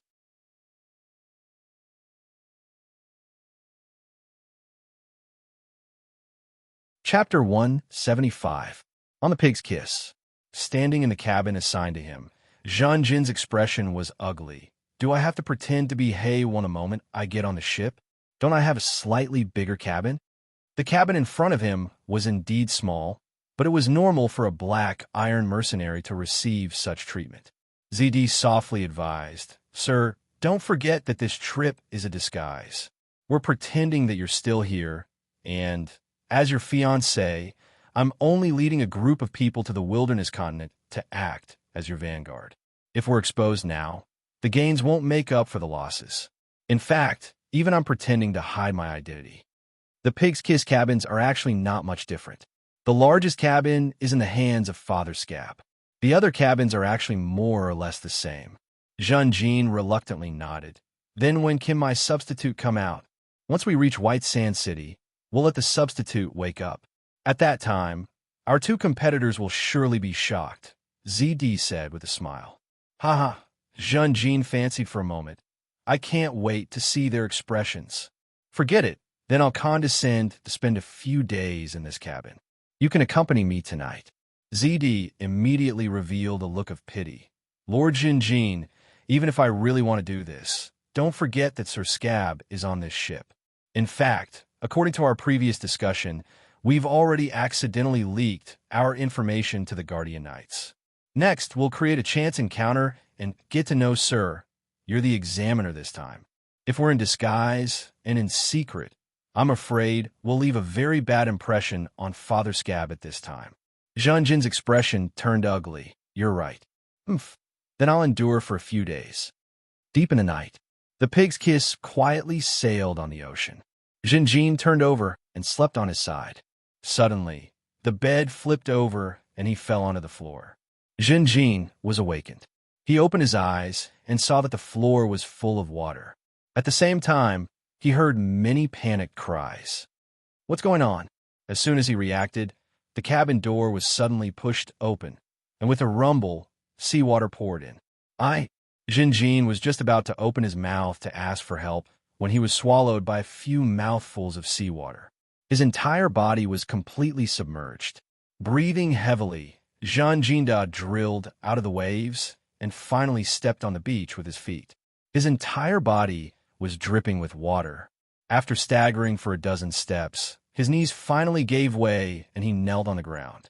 The surrounding area was in chaos. Many survivors also swam to the beach. Some were praying loudly, some were crying, some were sobbing, and some were trying their best to organize the rescue. "Hey, get up quickly. Help save the others." Someone ran over and shouted when he saw Jinjin. But Jinjin didn't respond. His head was buzzing. The whole world seemed to be isolated from him. He was stunned for a while before he regained his senses. A shipwreck? How could this be? Jinjin felt like he fell into an ice cave. He wanted to cry, but had no tears. There were more and more survivors around. People cried out in grief as they watched half of the pig's kiss completely sink, while the other half was stranded on the beach. There really is a shipwreck. Too unlucky. Wait. Jin's body trembled. He reached out to touch his waist. After touching the silver lightning, he suddenly felt relieved. Fortunately, it's still here. As for how he wore this sword when he was escaping, Jinjin had no memory of it. He was now both glad and scared. The surrounding people began to call the names of their friends and relatives. Jinjin also began to search for ZD and other mercenaries in the crowd. He saw some familiar faces, but there was no sign of ZD. My fiancé is in trouble. Jinjin felt depressed. The captain is missing. I'm a first officer. This shipwreck was very strange. There was no sign of it at all. Instead of talking about the cause of the shipwreck, I think it's better to think about how to escape from here. Currently, we don't have much food and water, but this island is full of rainforests. There must be plenty of resources. We need to form an exploration team to explore the terrain and find a stable source of food and water. The first officer explained. Jinjin hid in the crowd and watched as a group of people was gathered. He watched as Song Su took the initiative to ask to join. These people are taking risks. This island is very strange. It actually forbids magic and Do Chi. The upper limit of the prohibition is unknown. They actually dared to explore. ZD is dead. Scab and the others are also missing. Everything points to disaster. Sigh. I should stay here and conceal my identity. With this layer of disguise, others will only think that I'm a mercenary. It won't be too late to reveal my identity when the family comes to rescue me. Jinjin was so angry that he threw the axe in his hand to the ground. All I do is cut down trees all day. I'm a holy knight. How can I do such a thing? Building a ship? How long will it take? It's better to wait for help. I'm the only heir of the 100 Needles family. The chairman of the Wisteria Chamber of Commerce and the priest Scab are also missing. There will definitely be help. What's that sound? Jinjin was an iron rank cultivator. His body's quality was extraordinary. He heard the sound of rustling. He followed the sound and found an old man eating. Old man, you're hiding something? Jinjin was overjoyed and approached. The old man sensed Jin's iron rank cultivation and panicked. My lord, this is mine. I brought it to the island. I'm too hungry. Please have mercy and don't report me. I'm willing to share these things with you. The exploration team had not returned for a long time. Without a stable source of food, the food reserves could not withstand the continuous consumption day and night, especially when they had to cut down trees to build a new ship. Therefore, the first mate implemented a food control. No one was allowed to steal food. Jinjin snorted and kicked the old man, taking away all the food. The old man hugged Jin's leg. My lord, please do me a favor and give me some food. If I don't eat, I'll really starve to death. Isn't it better for a useless mortal to die? Why waste food here? Jinjin was full of disdain. He kicked the old man and walked away. The old man almost fainted from the kick. However, not long after, 3 crew members found Jinjin. Hey Juan, I heard you stole food. Don't tell me you don't know the rules. Kid, if you know what's good for you, you'd better obediently take it out. That's right. This is good for both of us. Jinjin looked at the leader of the crew. The other party also emitted a black iron rank aura. It must be that old man who told me the secret. Damn it. The crew has more people. I don't need to fight them head on. When the family comes to help, I'll definitely teach these damn guys a lesson. Calculating in his heart, Jean-Jean smiled and said, I have another way. It's better for both of us. As he spoke, he took out 3 gold coins. The 3 crew members saw the gold coins, and their eyes lit up. Good, this is indeed better. Kid, you're smart. Is being a mercenary so profitable? Jean-Jean smiled and said, I just want to make friends with all of you. I also hope that all of you will be more convenient in the future. The crew members laughed. The leader patted Hei-Wan's shoulder and said, Kid, you're very sensible. After the crew members left, Hei-Wan swept his hand over the shoulder that was patted with disdain and said, This group of low-level trash. 3 gold coins is enough to send you away. When the family comes to help, you'll all regret your attitude today. The food reserves had dropped to the warning line. The first exploration team had gone missing. The first mate tried to form a second exploration team. I will now announce the results of the draw. The person whose name I call will be a member of the second exploration team. After the first mate's announcement, everyone was in an uproar. Why didn't any of the crew members get selected? I doubt the fairness of this draw. Redraw. Jean-Jean hid in the crowd and looked at the people around him who were filled with righteous indignation. He had the attitude of watching a good show. He did not get on the list. Instead, he used gold coins to bribe the relevant crew members. Late at night, Jean-Jean was woken up. What happened? Someone took the lead and started fighting with the crew. What? Jean-Jean was shocked. He hurriedly brought Silver Lightning to watch. He saw Zhonggu take the lead and easily defeat the big guy. He also killed the first mate in front of everyone with the Sparrow fan as a witness. This half-beast is too strong. His equipment is also very good. Qi and magic are forbidden here. Instead, this half-beast became the strongest person with his dirty bloodline. It's right for me to hide my identity. Who knows how much hatred these half-beast and half-elf bastards will have for people like me. This group of crew members are all trash. This thing grew so big for no reason. It doesn't have any martial arts skills. Hateful. The crew members have lost their power. The gold coins I invested are going to be wasted. Zhonggu replaced the first mate and started to control the situation here. However, every night, the survivors were attacked mysteriously. People died, tragically one after another. Damn it, really damn it.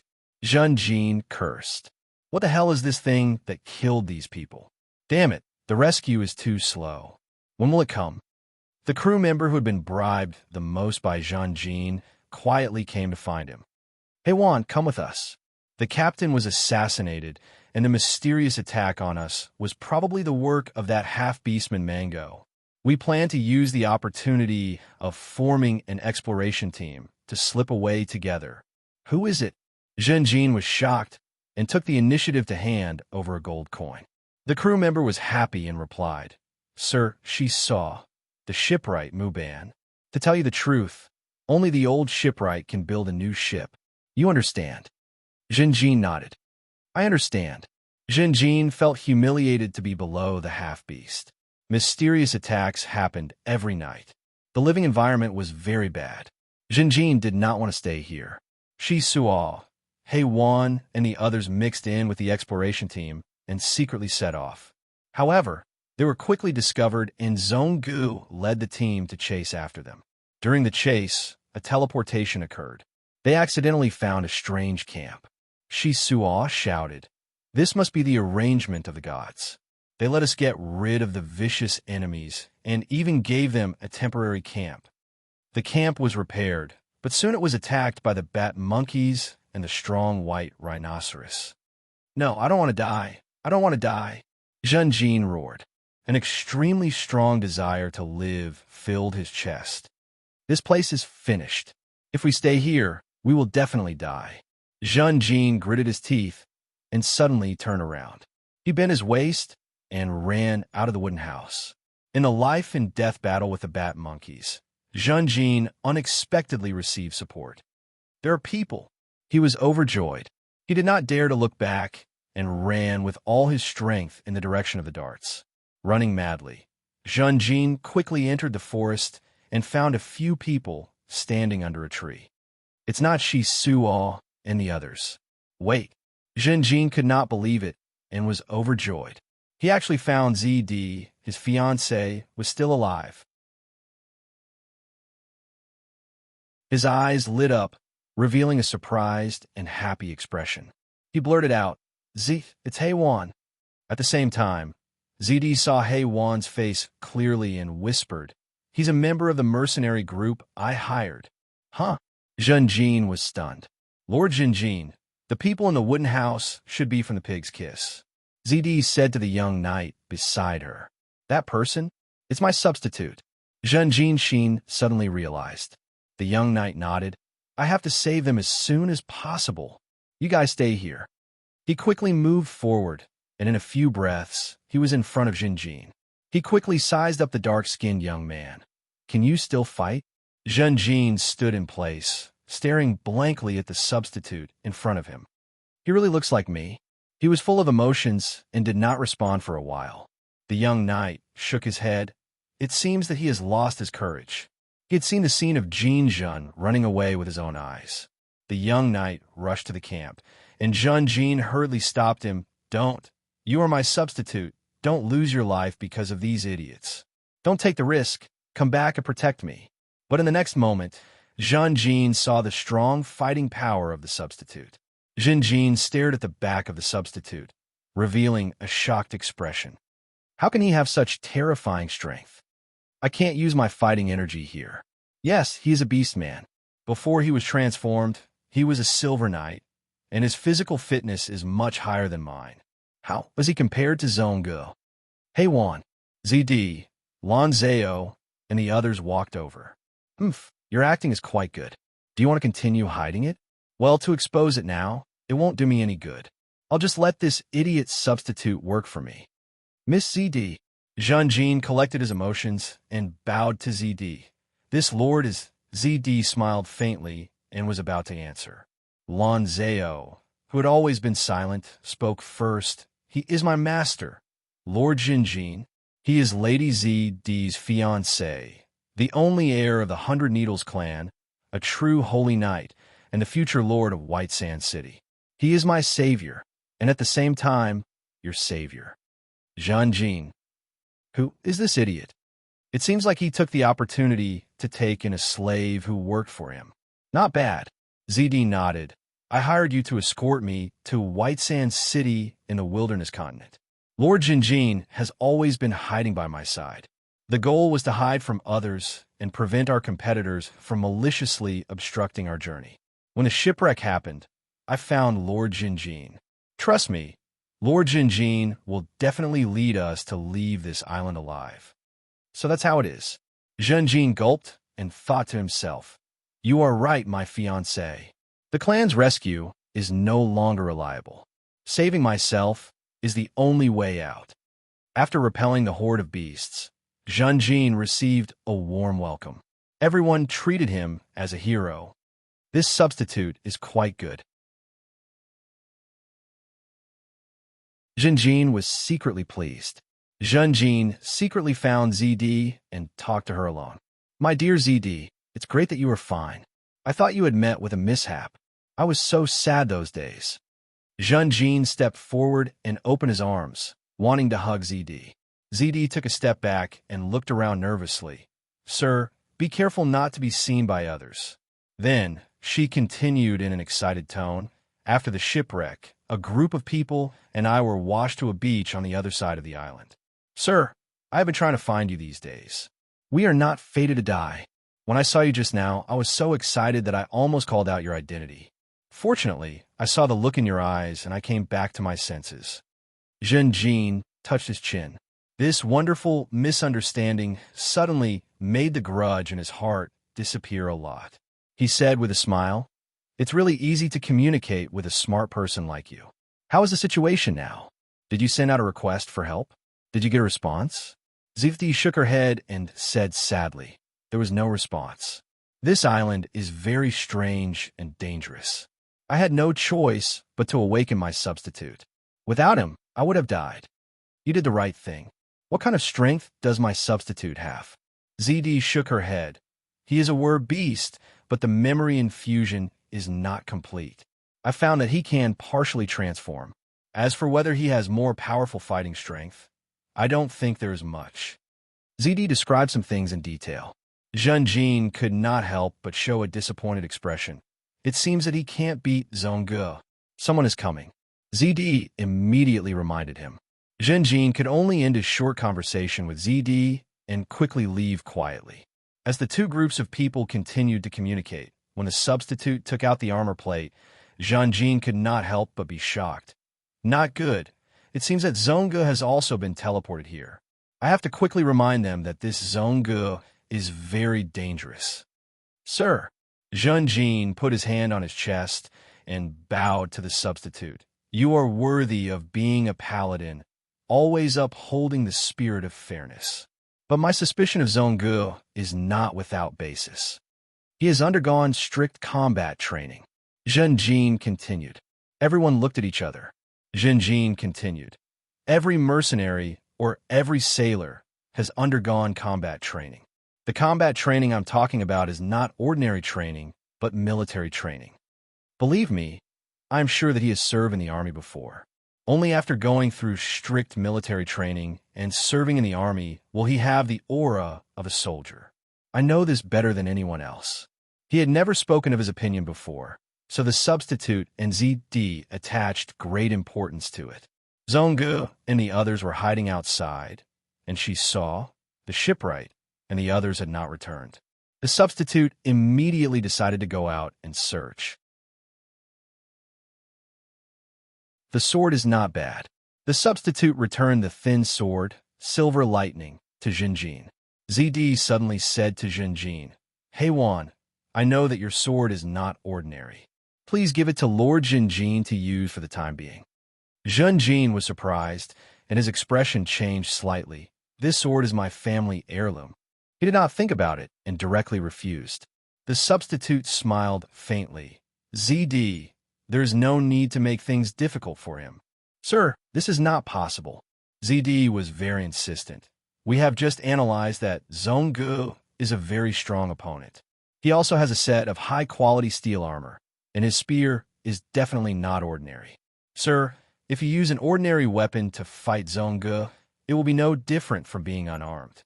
Sir, if you fail, the fate of all of us will be very bleak. Sir, if you do not think for yourself, please think for us. The substitute was stunned, and then he smiled bitterly. Zhenjin's head shook. That's right. I should give this sword to the substitute. Zhongge is very strong, and the substitute needs to be fully equipped. He is fighting for me. If he loses because he lacks a weapon, the one who will suffer in the end will be me. ZD is very considerate.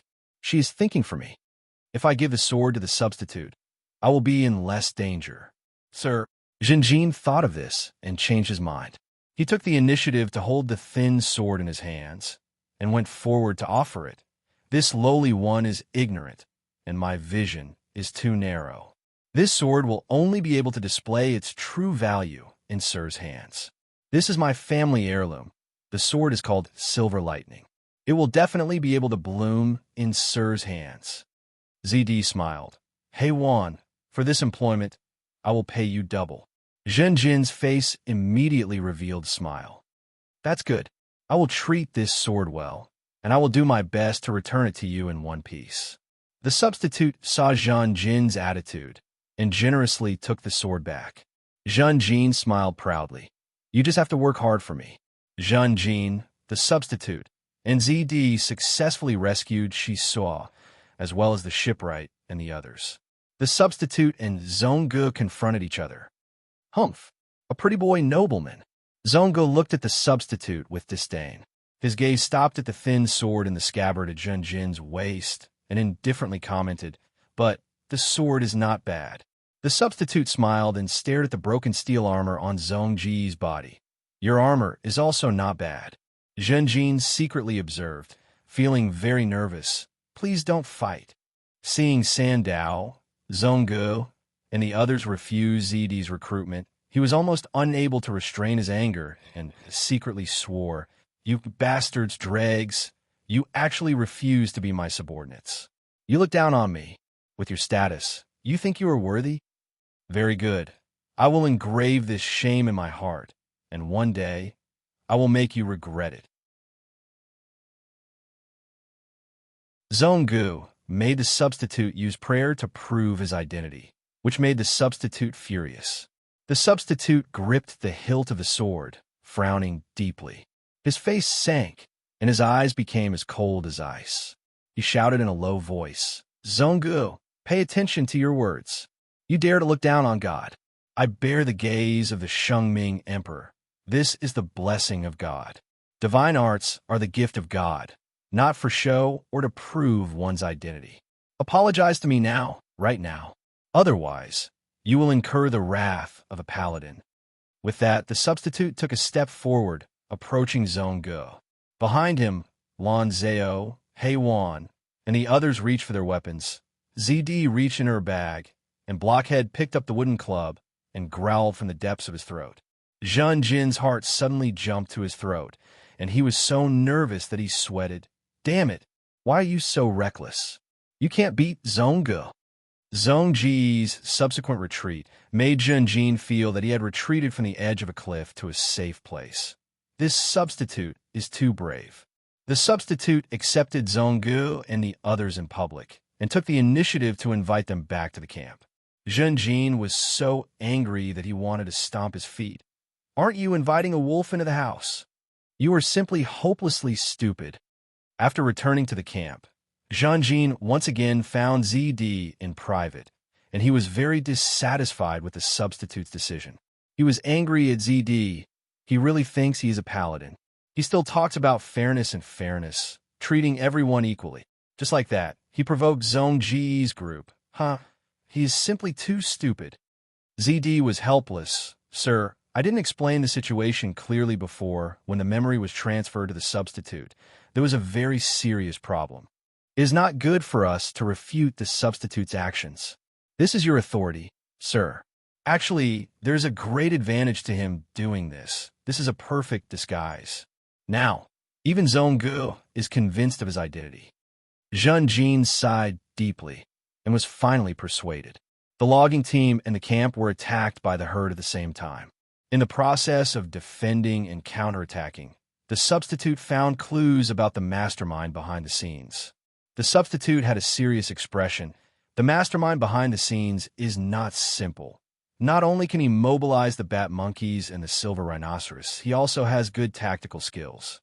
This time, he divided his troops into two groups. One group is to restrain us. The other group is to attack the camp. He clearly understands that the camp is our weakest point and also our most important place. That's right. We must eliminate him. Zhonggu nodded. Then let's go, just the two of us. The others are just burdens. The substitute took the lead, and Zhonggu threw away the broken sword in his hand and followed closely behind. When Zhun Jin saw the two of them leave the camp, he was both happy and worried. This guy is too hardworking. What kind of memory did he leave behind to make him so stubborn? This is too risky. Sigh. I hope he can return safely.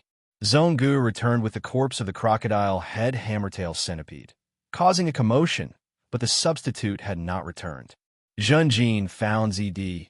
"We paid a huge price to get this substitute. We can't let him act on his own anymore. He actually went deep into the forest alone. This kind of risk is too stupid. We need to make good use of him, let him protect our safety, and bring out his greatest value." "Sir, you are right." ZD had a face of agreement and distress. "But what should we do?" This, ZD said again. "To be honest, I just hope that the substitute can return safely. I am already thankful." Zhun Jin sighed again. I think so too. Not only did the substitute return, but he also got rid of a blue dog fox wolf and brought back key information about the mastermind behind the scenes. ZD said, "Sir, you followed the herd for a long time. And when the blue dog fox wolf was trying to subdue the blue dog fox wolf, you risked your life in a surprise attack and killed the blue dog fox wolf. Lord Jinjin, you have solved the threat of the camp with your own strength. You have done very well. The substitute looked at the girl's beautiful amethyst-like eyes, smiled, and reached out to hold ZD's hand on the table. ZD's hand subconsciously shrank slightly, but she still stopped and let the substitute hold it. As expected of my substitute, Jinjin was also at the meeting, and he was proud. Well done, my ass. Damn it. How dare you hold my fiancé's hand? Let go, you bastard. It seems that we need to change our strategy, Mu Ban said. We can't just cut wood. We need to make strong crossbows as soon as possible. Everyone began to discuss how to deal with the magical beast army under the command of the blue dog fox wolf. Jinjin, however, was still paying attention to the substitute and ZD's hand. Still not letting go? How long are you going to hold it? He was so angry that he wanted to immediately jump up and insert the silver lightning into the substitute's head. But he couldn't. Calm down, calm down. I'm only Heiwan now, he is Jinjin, and the silver lightning is also in his hands.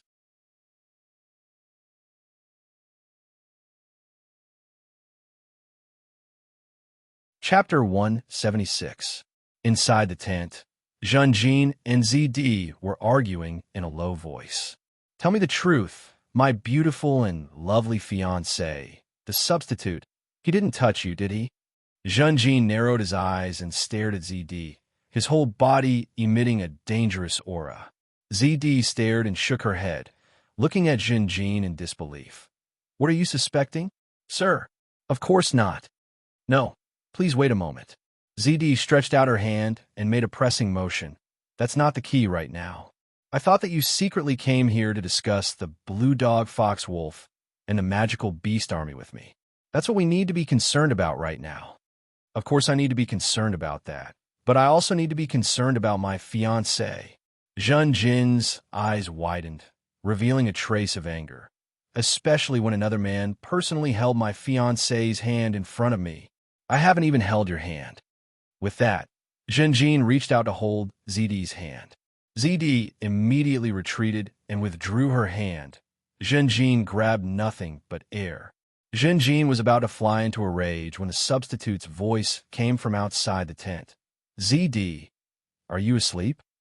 Jinjin was startled. Quickly hide. ZD was also alarmed, silently opening her mouth and constantly changing the shape of her mouth to express her meaning. Fortunately, ZD's tent was well furnished, so Jinjin quickly hid in a corner. Sir, I haven't slept yet. Please come in and talk. ZD took a few deep breaths and spoke in a relatively calm voice.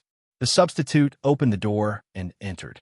ZD was wearing a hooded magic robe, which made the girl look even more petite and pitiful.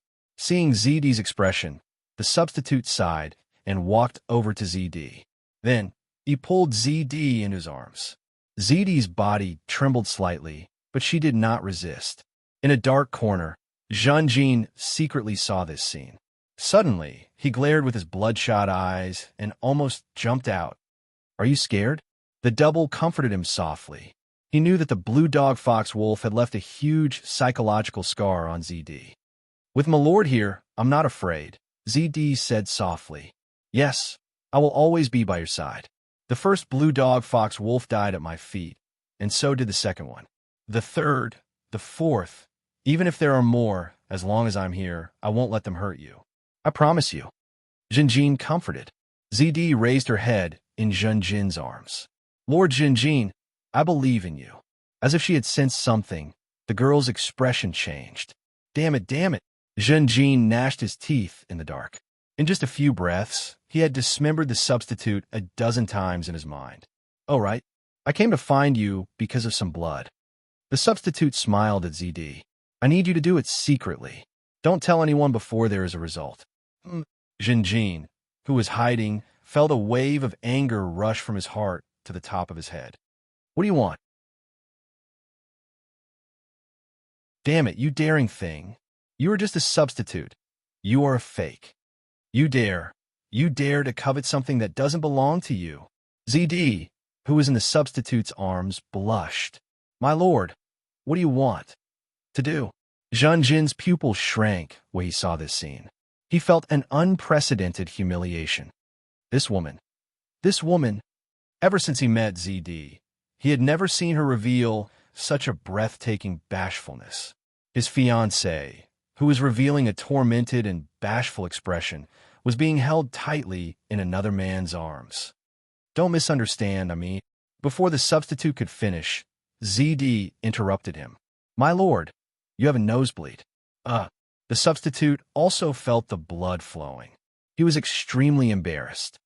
Listen to me, ZD. It's not what you think. Junjin felt like he was about to explode. You're so angry. You're even having a nosebleed. Damn it, when the truth is out, I will definitely castrate you. Junjin roared in his heart. After the substitute left, Junjin immediately jumped out and pointed at ZD, trembling. You just said that he didn't do anything to you. Tell me the truth. Don't hide it from me. I'm telling the truth. ZD's face was filled with nervousness and grievance. My lord, how can you not believe me? How do you want me to believe you? You just threw yourself at another man right in front of my eyes. Junjin roared. Lower your voice. Do you want him to hear you? He has a silver cultivation. His hearing is more sensitive than ours. ZD hurriedly reminded him. Junjin immediately lowered his voice. But the next moment, he felt that something was wrong, and he felt even more humiliated. I'm your fiancé. I'm the real Junjin. Now I have to secretly talk to you, afraid of being discovered by an impostor. My lord, a little impatience spoils great plans. Do you think I want to? Do you think I'm willing to trample on myself like this and play along with a substitute? Aren't I doing this for our current safety and for our plan? ZD's expression changed, and she retorted sternly. Junjin's momentum stagnated. ZD continued. If the substitute discovers the truth, what do you think will happen? You should know our current strength. Can we control him? No, not only that. We have to rely on him to deal with Zhonggu and Blue Dog Fox Wolf's magical beast army. Let him mistakenly think that he is you, my lord. Let him work for us. Let him take the risk to investigate in the forest. Let him be at the forefront of the battle. And my lord, you can safely stay at the back. His achievements and reputation are all yours, my lord, aren't they? Junjin could not refute. He lowered his head, put his hands on his hips, and panted heavily. His expression was ferocious, sometimes angry, sometimes hesitant. ZD continued. If he discovers that he is an impostor, what do you think he will do? My lord, do you think he will accept the truth? Or will he kill you and replace you after discovering your identity? Junjin's body suddenly trembled, and his eyes were full of fear. ZD, your reminder is very right. This island is very dangerous. Zhonggu is very dangerous, but he is more dangerous. Hide it. We must continue to hide it. ZD exhaled a turbid breath. My lord, as expected of you, you did not disappoint me. Throughout history, victors have to bear burdens that outsiders cannot imagine, and bear pressure that others cannot bear. My lord, you have done it. We will succeed. We will leave this place. We will become the lord of White Sand City. A substitute is just a substitute. One day, his disappearance will not be noticed by anyone. No one will know what happened in the process. People will only praise you and marvel at your achievements. You are right. Junjin nodded, and then a trace of guilt appeared on his face. I have wronged you, my fiancé. My attitude just now was a bit too extreme. My lord, it is good that you can understand.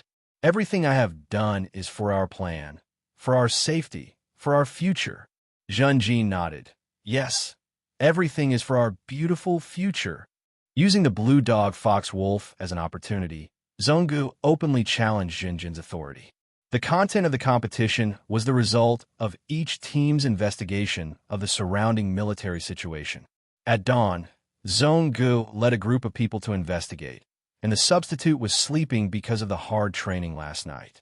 Junjin had already eaten breakfast and stood outside the tent, waiting more and more impatiently. This damned guy, how long is he going to be lazy? Did he even understand the situation? If I let Zhonggu continue to provoke me, my authority will be seriously weakened. The sun has already risen, and he is still sleeping, still sleeping. No, I have urged him to act faster. Of course, I will not do it myself. Zhun Jin's gaze swept over and finally fixed on Baya. Baya was not deeply involved in the world, and under Zhun Jin's experienced communication skills, he quickly revealed almost all the information he knew.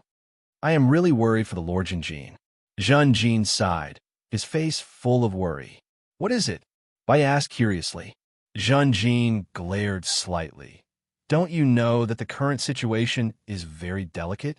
That beast man is up to no good, and actually challenged the authority of the Lord Jinjin. The situation is like this. Soon, Baya, who had learned the details, became anxious. After Zhun Jin appeared, Baya hurriedly went to greet him. Lord Jinjin, the sun has just risen, and Zhonggu led a group of people to investigate. My lord, I grew up in the forest since I was young. I may not be able to hunt now, but in terms of scouting, I will definitely be able to help you. Baya was very enthusiastic and took the initiative to volunteer. At noon, Zhun Jin led the team back to the camp for lunch. Zhun Jin was indignant. This damn guy, must he not know the situation? He actually has the leisure to come back for lunch. Hurry up and investigate. He secretly told Baya about Zhong Ji's efforts. Baya reported to the substitute worriedly. Lord Jinjin, we did not see Zhonggu and the others return. They should have brought food and eaten outside. In the evening, when the sun had just set over the canopy, the substitute had already returned to the camp. Baya reported again, My lord, Zhonggu and the others have not returned yet. They are doing their best. It's not easy for them. The substitute sighed. Baya was really anxious. My lord, we can also bring some dry food and continue to investigate at noon. We don't have to waste precious time going back and forth to the camp. That's a good suggestion. Let's do that tomorrow. The substitute readily agreed. They're finally starting to work hard. Zhun Jin secretly sighed in relief. Then he felt sullen, like a mouthful of phlegm that was stuck in his throat. He could not spit it out no matter how hard he tried. This was too uncomfortable. This damn guy, using my name and enjoying everyone's praise, he even coveted my beautiful fiancée and took advantage of me. I still have to worry about him and secretly help him. Heavens, why did it become like this? For Zhun Jin, this experience was really terrible. After Zhun Jin was done worrying, the substitute took out a complete map. The results of the investigation completely surpassed the efforts of Zhonggu and the others. Zhun Jin secretly found ZD. How could he have such a comprehensive map? My fiancé, don't tell me that he is a knight blessed by my lord. This is a gift from my lord. Zhun Jin questioned ZD. ZD shook her head, her eyes full of confusion. I don't know the specific situation. The appearance of this map is far beyond my expectations. But this is also quite good, isn't it? Zhonggu failed the challenge. He lost very badly. No. Zhun Jin shook his head. This is very wrong. He is getting out of our control.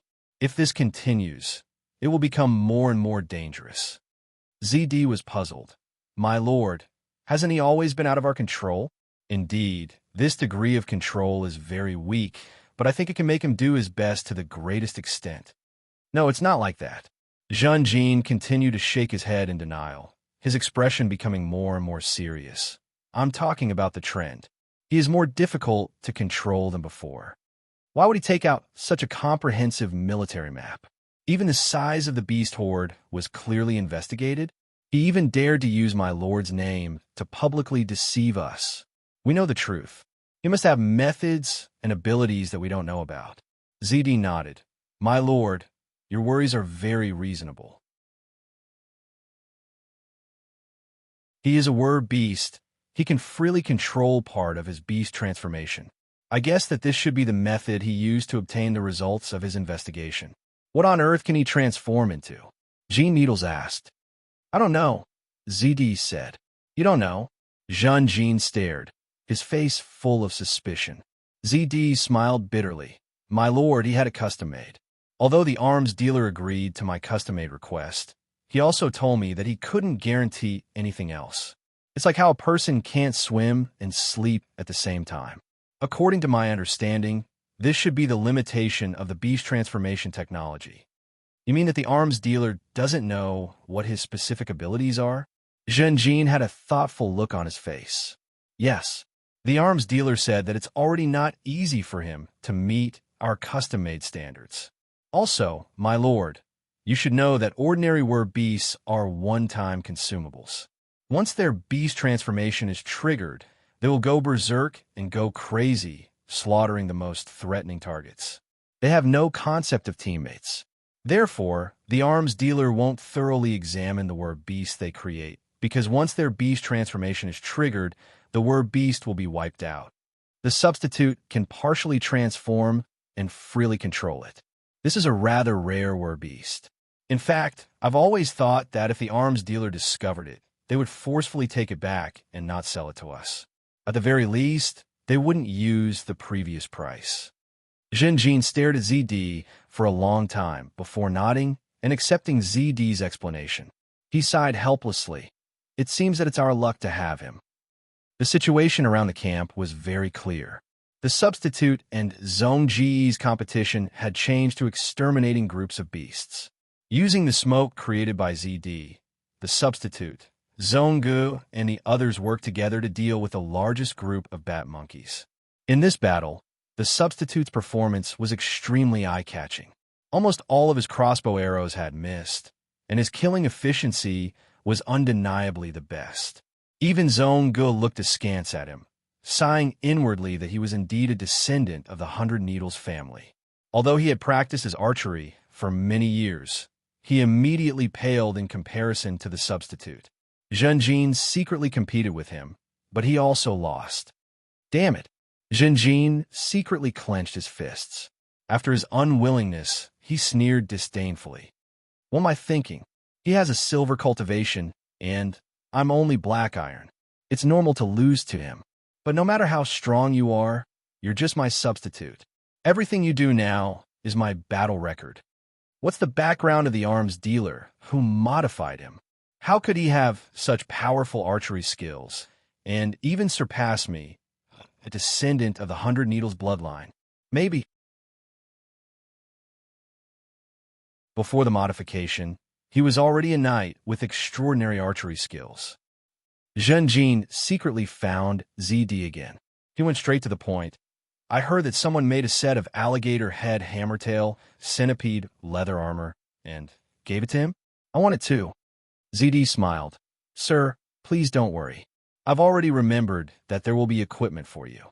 But the first set will still be given to the substitute. After all, he's the one on the surface. As long as the new alligator head hammertail, centipede leather armor is made, I'll definitely give it to you first.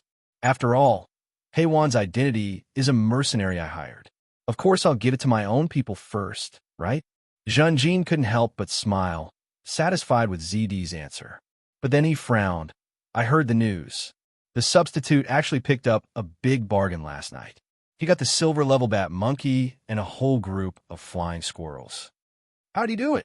ZD shook her head. The map is a clue. We've already confirmed that he has a powerful investigative ability. Maybe it's this investigative ability that helped him, allowing him to seize the opportunity and take advantage of the battle between the silver level bat monkey and the flying squirrel group. Zhenjin sighed. He's getting more and more overboard, repeatedly using my lord's name to do things. Every night, he goes out to patrol, which is very strange. He has a lot of secrets on him. Yes, sir, you're right. However, no matter how many secrets he has, he's still kept in the dark, isn't he? ZD said with a smile. Zhenjin also smiled, and his eyebrows relaxed a little. You're right. The magical beast army, led by the two blue dog fox wolf, began to attack the camp. Everyone heard the substitute's loud prayer. Great Shengming Emperor, my God, my lord, your knights will go to war and carry out your teachings. Thanks to your grace, I'm fully armed. I'm wearing the belt of integrity, the breastplate of bravery, the shoes of safety, and the helmet of salvation. However, the night is like a fog, blocking my vision. God, please give me a pair of bright eyes. Let me see the enemy clearly, Let me lead everyone to victory. There was no movement. This idiot. Jean anxiously glared. Do you really think you're Holy Knight? You actually dare to pray in front of everyone. Even a leader doesn't dare to pray casually. When Zongu also thought that the substitute had made a mistake, the substitute suddenly trembled and opened his tightly closed eyes, letting out a cry of surprise. I saw it. Jinjin immediately turned around and ordered everyone, "Quick, there are 2 blue dog fox wolf in the magical beast army. Now they've split up. One is leading a large army straight to the camp's gate. The other is leading a group of flying squirrels to circle around and attack the side of our camp." Jinjin was stunned for a moment, then realized, so he's found out. How did he find out? I didn't see him transform? No, he shouldn't transform, not even partially. If others saw him, what would they think of me, Jinjin? But tonight's battle will be extremely dangerous. If I don't transform, I'll lose and die, then I'll transform. After that, I'll have to stand up and redeem my reputation. However, the battle that followed was an eye-opener for Jinjin. Looking at the substitute killing in all directions, Jinjin realized more. I underestimated his combat power. If that's the case, he can really compete with Zongu. No wonder he was so confident before and made me worry for so long. The previous investigation also said, this damn guy. Because of the sudden attack of the underground sandworms, the survivors were at a disadvantage. Run. The substitute rushed over and shouted at Jinjin and the others. Jinjin was stunned for a moment, then immediately ran away from the ballista without hesitation. The next moment, the ground broke open and the sandworms attacked, swallowing the ballista and spitting out countless fragments. Jinjin was covered in cold sweat and was scared. I almost died. I was saved by the substitute. Well done. Song Su, ZD, and the others were hiding in the central wooden house. ZD, Song Su, run out. The substitute shouted anxiously, then immediately got up and ran towards the wooden house. ZD, Song Su, and the others had been observing the situation outside. They had just seen the giant underground worms, and when they heard Jinjin shout, they opened the door and ran out without hesitation. The underground sandworms attacked again. Jinjin was overjoyed. He saved my fiancée again. He loudly suggested to the substitute, "Sir, the camp can't hold on any longer. Let's break out." The substitute shook his head, not discouraged. The predicament in front of him stimulated his fighting spirit. "Heiwan, you are responsible for breaking out. Protect the lives of ZD, Song Su, Mu Ban, Shipwright, and the others. They are very important." The substitute used ultrasound to investigate and found that the giant underground worms were attacking the ballista again.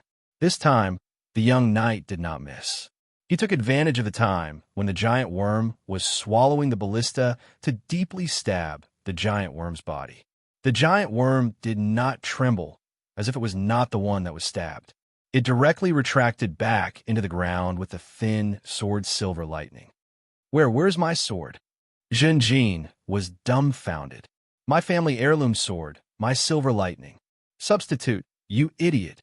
He roared in his heart. "Let's break out quickly." ZD came over to remind him. Jinjin fiercely gritted his teeth. Compared to the sword, his life was more important. The camp burned fiercely, the flames soaring to the sky. ZD had a worried expression. "Lord Jinjin, is he not back yet?" Jinjin was stunned for a moment, then immediately realized that his fiancée was referring to the substitute. He was also very worried in his heart. After all, it was his substitute. The substitute, covered in blood, finally appeared in front of everyone. Seeing that he was seriously injured, Jinjin sighed inwardly. He fought too hard, but you really did a good job. I am very satisfied with you as a substitute. With the help of the flames, I defeated the blue dog fox wolf, but I couldn't kill it and let escape. The substitute explained to everyone. "Don't say any more. Let me see your injuries." ZD came in front of the substitute, her voice choked with sobs. She stretched out her slender hand, carefully reaching for Jin's leather armor. wanting to take off the tattered leather armor. The substitute, however, stopped her. Jinjin looked at this scene speechlessly, quietly clenching his fists. His heart was filled with jealousy, but he took the initiative to comfort himself. She was just acting. It's fake, it's all fake. You're tuning in to the Warrior Lore YouTube channel. Don't forget to subscribe and join us on this journey to catch the most captivating stories.